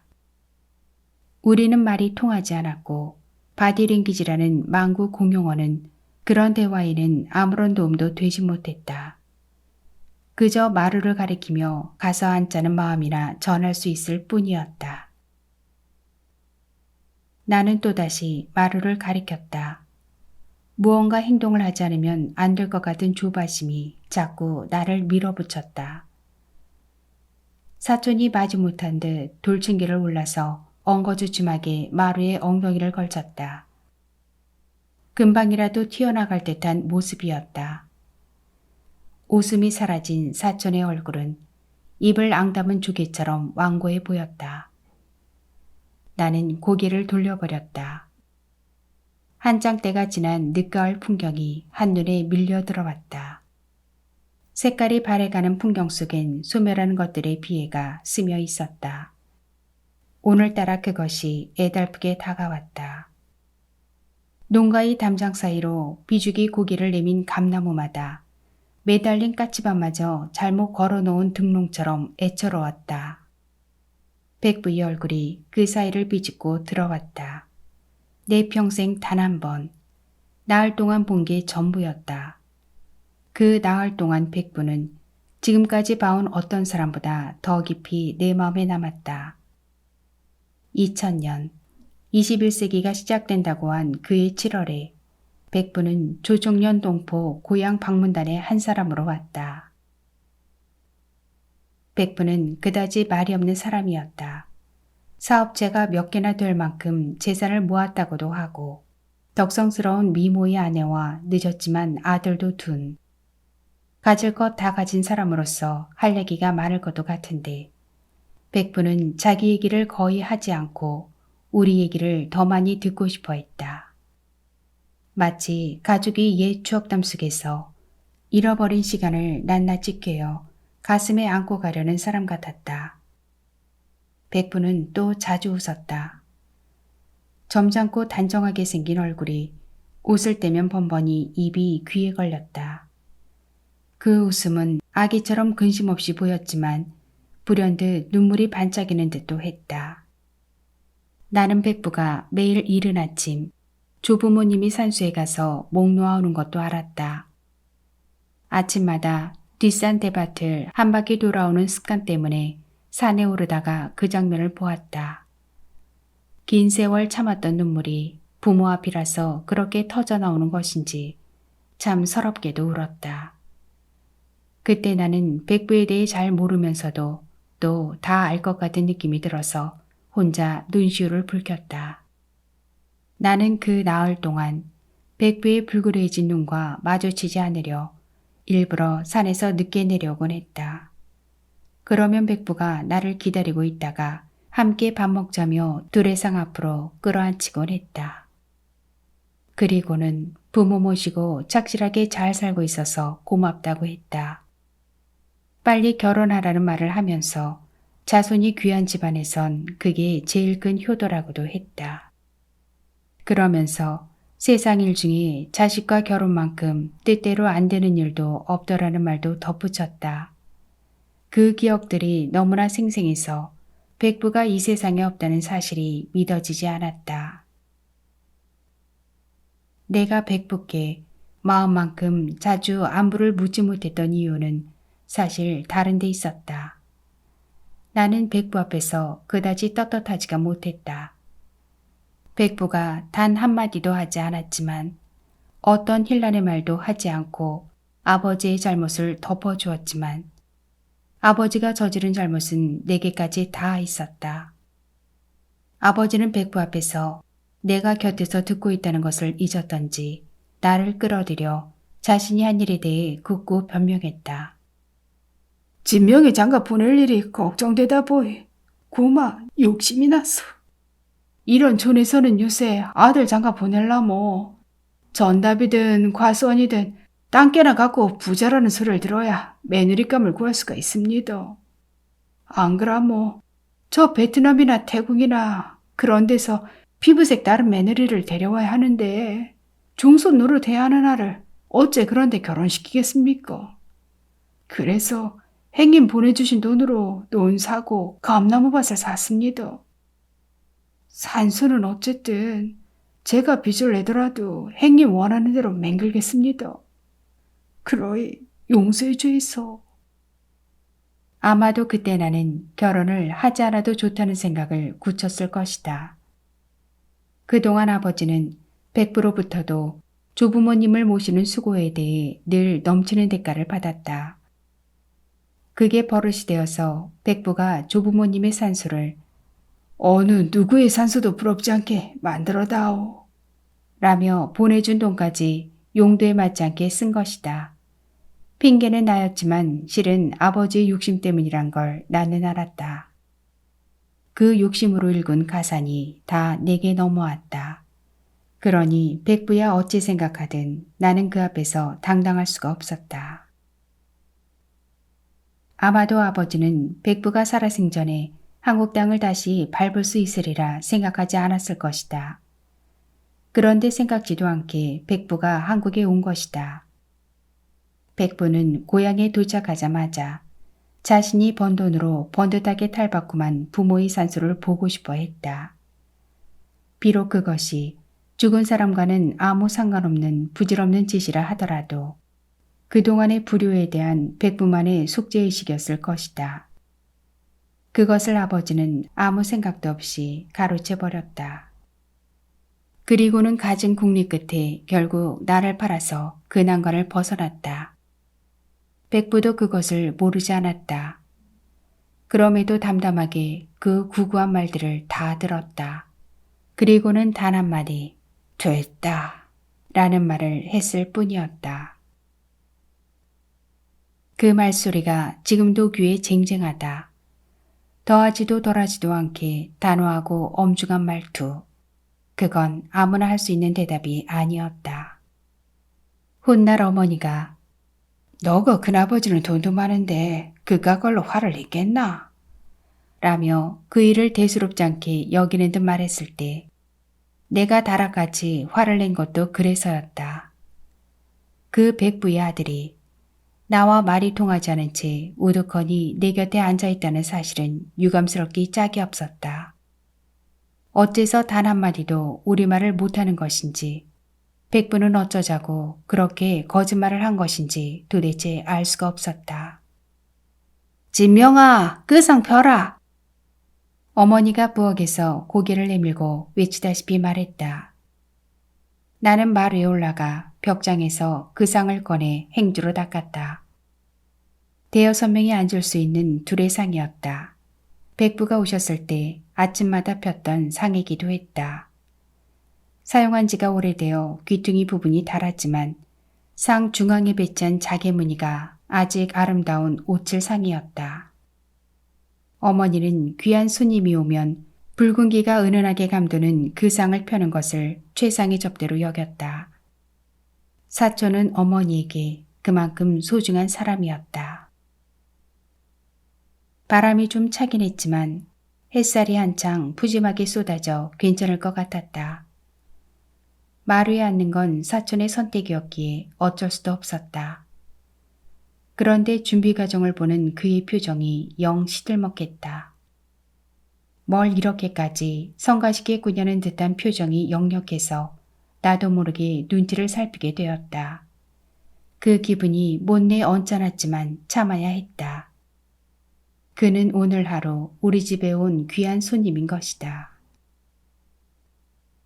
마침 여자가 버스 기사를 데리고 마당으로 들어서고 어머니가 쟁반에 음식을 차려 나왔다.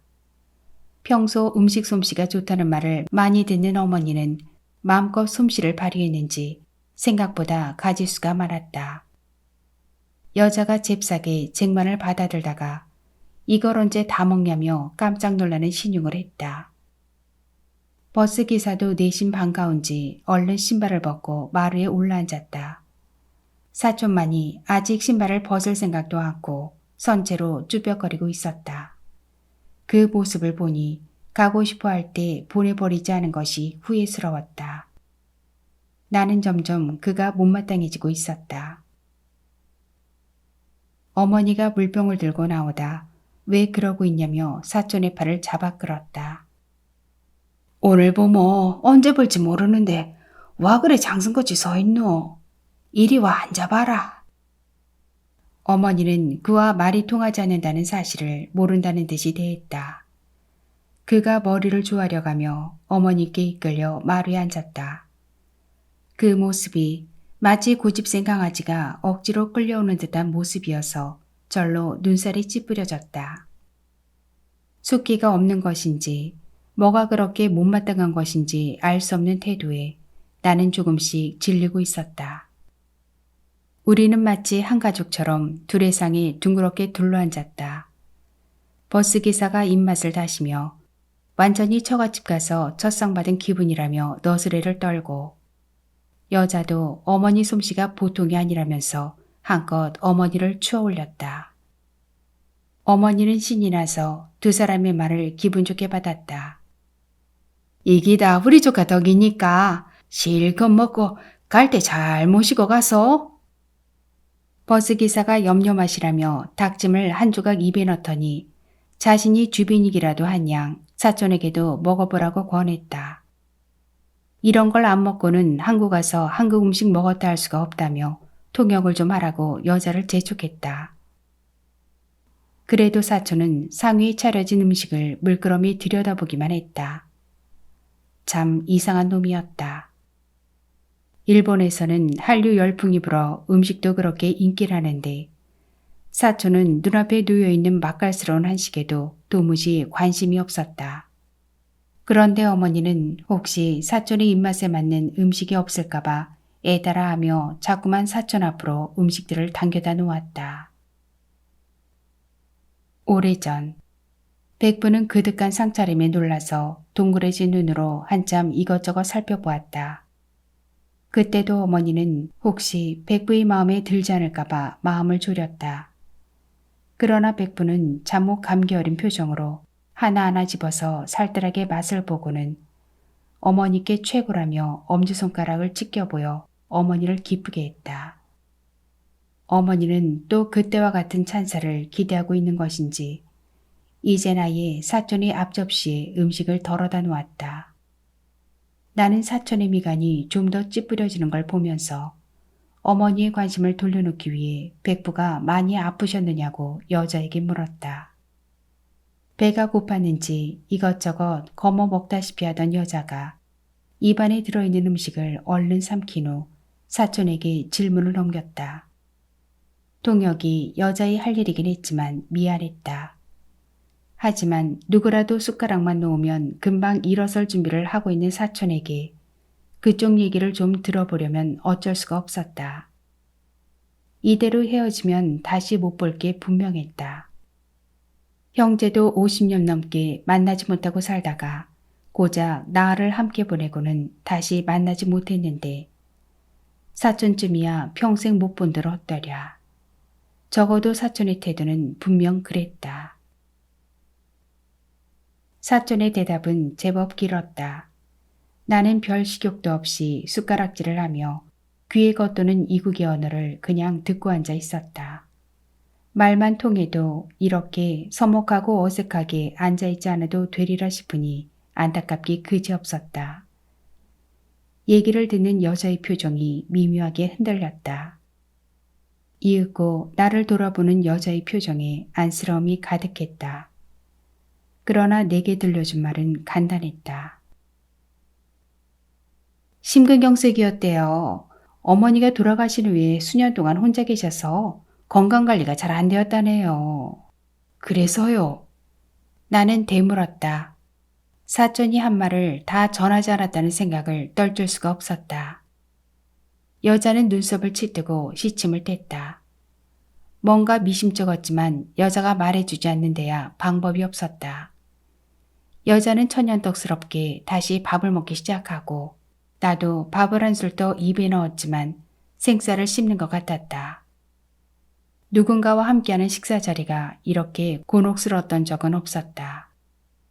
이윽고 사촌이 고구마전을 하나 집어들더니 참 알 수 없다는 표정으로 여자에게 물었다. 한국 사람은 늘 이렇게 먹나요? 너무 복잡한데요. 여자가 그 말을 전하자 어머니가 펄쩍 뛸 듯 손사래를 쳤다. 아이고 어디? 오늘은 우리 조카가 왔으니 특별히 일이 잘인기지. 맨날 일에 묵다가는 살림 고달라그러. 이명아, 근데 와 그래 안 먹노? 내가 어젯밤부터 들명나명 얼마나 애를 썼는데 좀 많이 먹으라. 어머니는 말을 알아듣지도 못하는 사촌의 등을 쓰다듬어가며 애정을 담아 말했다. 사촌은 여자의 통역을 들으며 하이 하이 하고 머리를 거듭 조아렸다. 그 예의 바르고 깍듯한 모습에 나는 사촌과 함께 있는 게 아니라 일본 손님을 접대하고 있는 기분이었다. 내가 생각했던 사촌은 백부를 닮은 사람이었다. 그런데 내 앞에 있는 사람은 영락없이 일본인이었다. 그 이질감을 견디는 것은 퍽이나 곤혹스러웠다. 관광버스를 타고 온 것도 생각하면 이상했다. 나는 통역에게 퉁명스럽게 그 이유를 물어보았다. 그런데 관광버스는 왔다고 왔답니까? 말투가 거칠다고 느꼈는지 사촌이 힐끗 쳐다보았다. 여자도 부지런히 놀리던 젓가락질을 멈추고 미간을 모은 채 나를 쳐다보았다. 여자는 무슨 생각을 했는지 이내 피식 웃었다. 저도 모르죠. 택시를 권했는데 굳이 관광버스로 해달라 그랬대요. 왜 그랬는지 물어볼까요? 나는 고기를 끄덕였다. 여자의 통역에 사촌은 나를 보지도 않고 지금까지와는 다르게 손으로 목을 주는 신유까지 해가며 사뭇 진지하게 말했다. 말을 끝낸 후에는 이제 알겠냐는 듯 나를 쳐다보았다. 그 얼굴이 거뭇거뭇 자란 수염 때문인지 은행잎을 닮은 머리카락의 색깔 때문인지 피곤해 보였다. 세상에서 가장 싫은 게 낯선 사람들과 좁은 공간에 있는 거래요. 처음 만난 사람들이 택시 안에 함께 앉아있다 생각하니 상상만으로도 숨이 막혔대요. 어릴 때부터 강압적인 걸 못 견뎠답니다. 학교도 조선인학교 입학했다가 바로 일본인학교로 전학해서 다녔다네요. 그런데 왜 우리말을 하나도 못한답니까? 나는 내친 김에 또 물었다. 헤어질 시간이 점점 다가오고 있었다. 사촌이 잡채를 집어올리다 말고 나를 쳐다보았다. 점점 커지는 내 목소리가 의아한 눈치였다. 여자가 내가 알겠냐는 듯 어깨를 으쓱하더니 사촌을 쳐다보았다. 어머니가 밥 좀 먹게 놔두라 했지만 흐르는 시간에 대한 조급증을 견딜 수가 없었다. 여자는 잠시 사이를 둔 후 내가 던진 질문을 사촌에게 전했다. 사촌의 표정이 굳어졌다. 그 눈엔 냉소가 어렸다. 분명 냉소였다. 뭣도 모르면서 하는 것 같은 눈빛이었다. 나의 오해인지도 알 수 없었다. 사촌은 이내 고개를 돌려 여자에게 한참 동안 말을 이어갔다. 내가 알아들을 수 없는 말을 이어나가는 목소리는 나직하고 우물했다. 여자가 고기를 끄덕여가며 사촌이 얘기를 다 듣고는 내게 전했다. 살면서 혼란스러운 게 그렇게 싫었대요. 기억하고 싶지 않은 것도 많았고요. 그래서 잊을 수 있는 건 다 잊었대요. 사실 말이란 사용하지 않으면 생각보다 빨리 치거든요. 요시야키 씨의 아버지는 요시야키 씨가 한국인으로 남길 바랐지만 본인은 일찍부터 일본에서 한국인으로 사는 게 싫었대요. 혼란을 견디고 싶지 않았다는군요. 그 땅에 사는 한 최대한 그 나라 사람이 되고 싶었대요. 그러고 나니 오히려 사는 게 편해졌대요. 요시야키 씨의 아버지는 그런 요시야키 씨를 못마땅해서 갈등이 심했고 사춘기 이후로는 거의 관계를 끊고 살았다는군요. 한국에 온 것은 그래도 아버지의 유언을 모른 척할 수가 없어서래요. 돌아가신 지 3년 됐는데 3년 이내로 꼭 실천하라며 유서에다 써두셨더래요. 지금까지도 그랬지만 앞으로도 요시아키 씨는 일본인으로 살아갈 거래요. 아내도 일본 사람이라는군요. 나는 사촌을 돌아보았다. 사촌은 나를 보지 않았다. 우리는 서로에 대해 아는 게 너무도 없었다. 나는 사촌에게 궁금한 게 많았지만 사촌은 내게 아무것도 궁금해하지 않았다.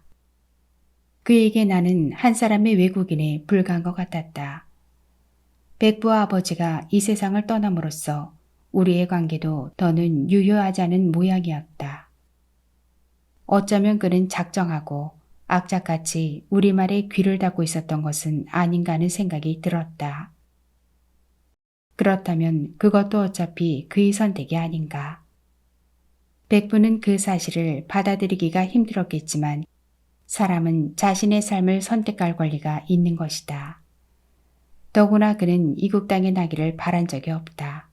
그랬기에 그 이후의 삶은 온전히 그의 것이어야 하지 않는가.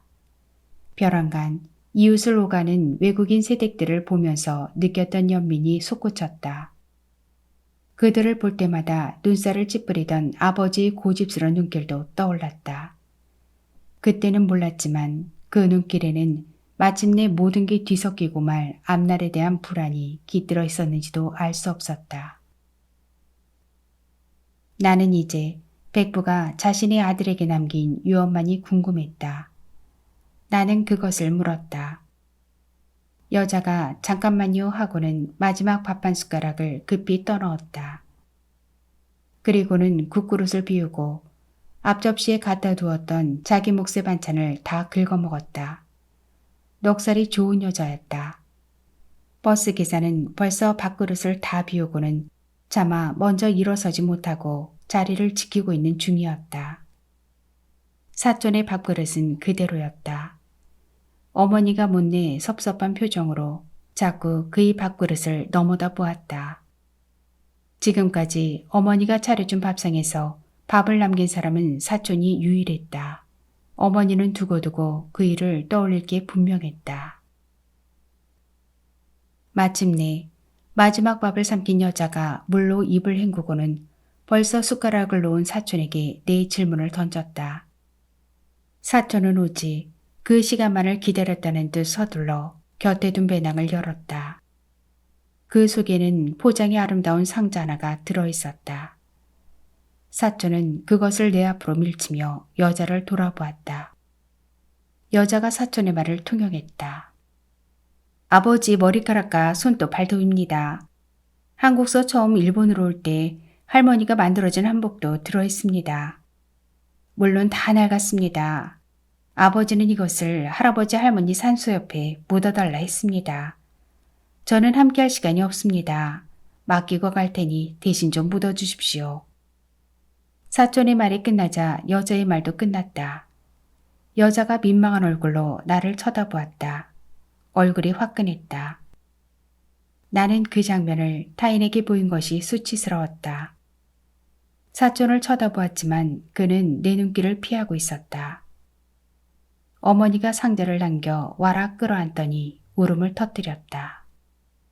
아이고 세상에나. 아주바님 어찌 이러고 오셨소. 이렇게 오시고 싶었으모 여와서 가시지. 아이고 가여봐라.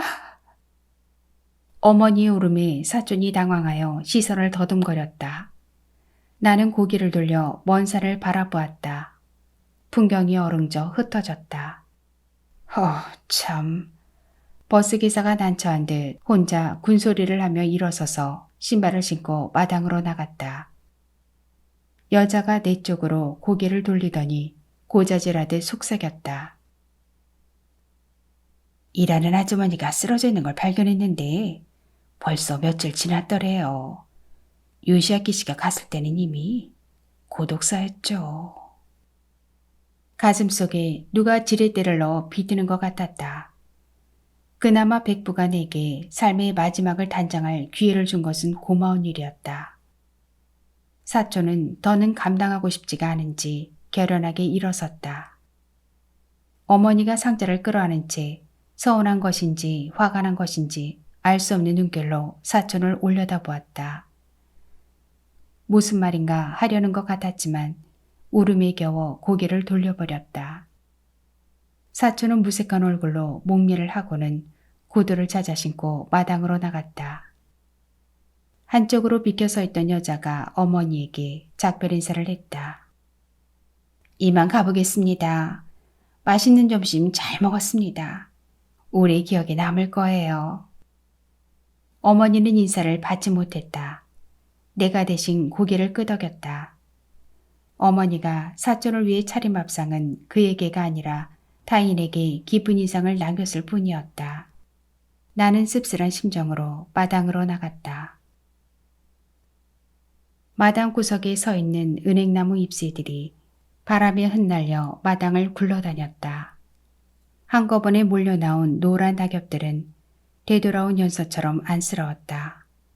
나는 무언가 견딜 수 없는 심정으로 발 아래서 뒹구는 낙엽들을 우두커니 내려다보았다. 사촌이 내 앞으로 다가와 손을 내밀었다. 사요나라. 그의 인사는 간명했다. 나는 사촌의 검은 눈동자를 들여다보며 천천히 내뱉었다. 잘 가라, 김이명. 애정을 담아 그에게 하는 마지막 인사였다. 제 아버지의 유품을, 마지막 소원을 내게 떠넘기고 떠나는 괘씸한 놈. 그는 아직 나의 사촌이었다.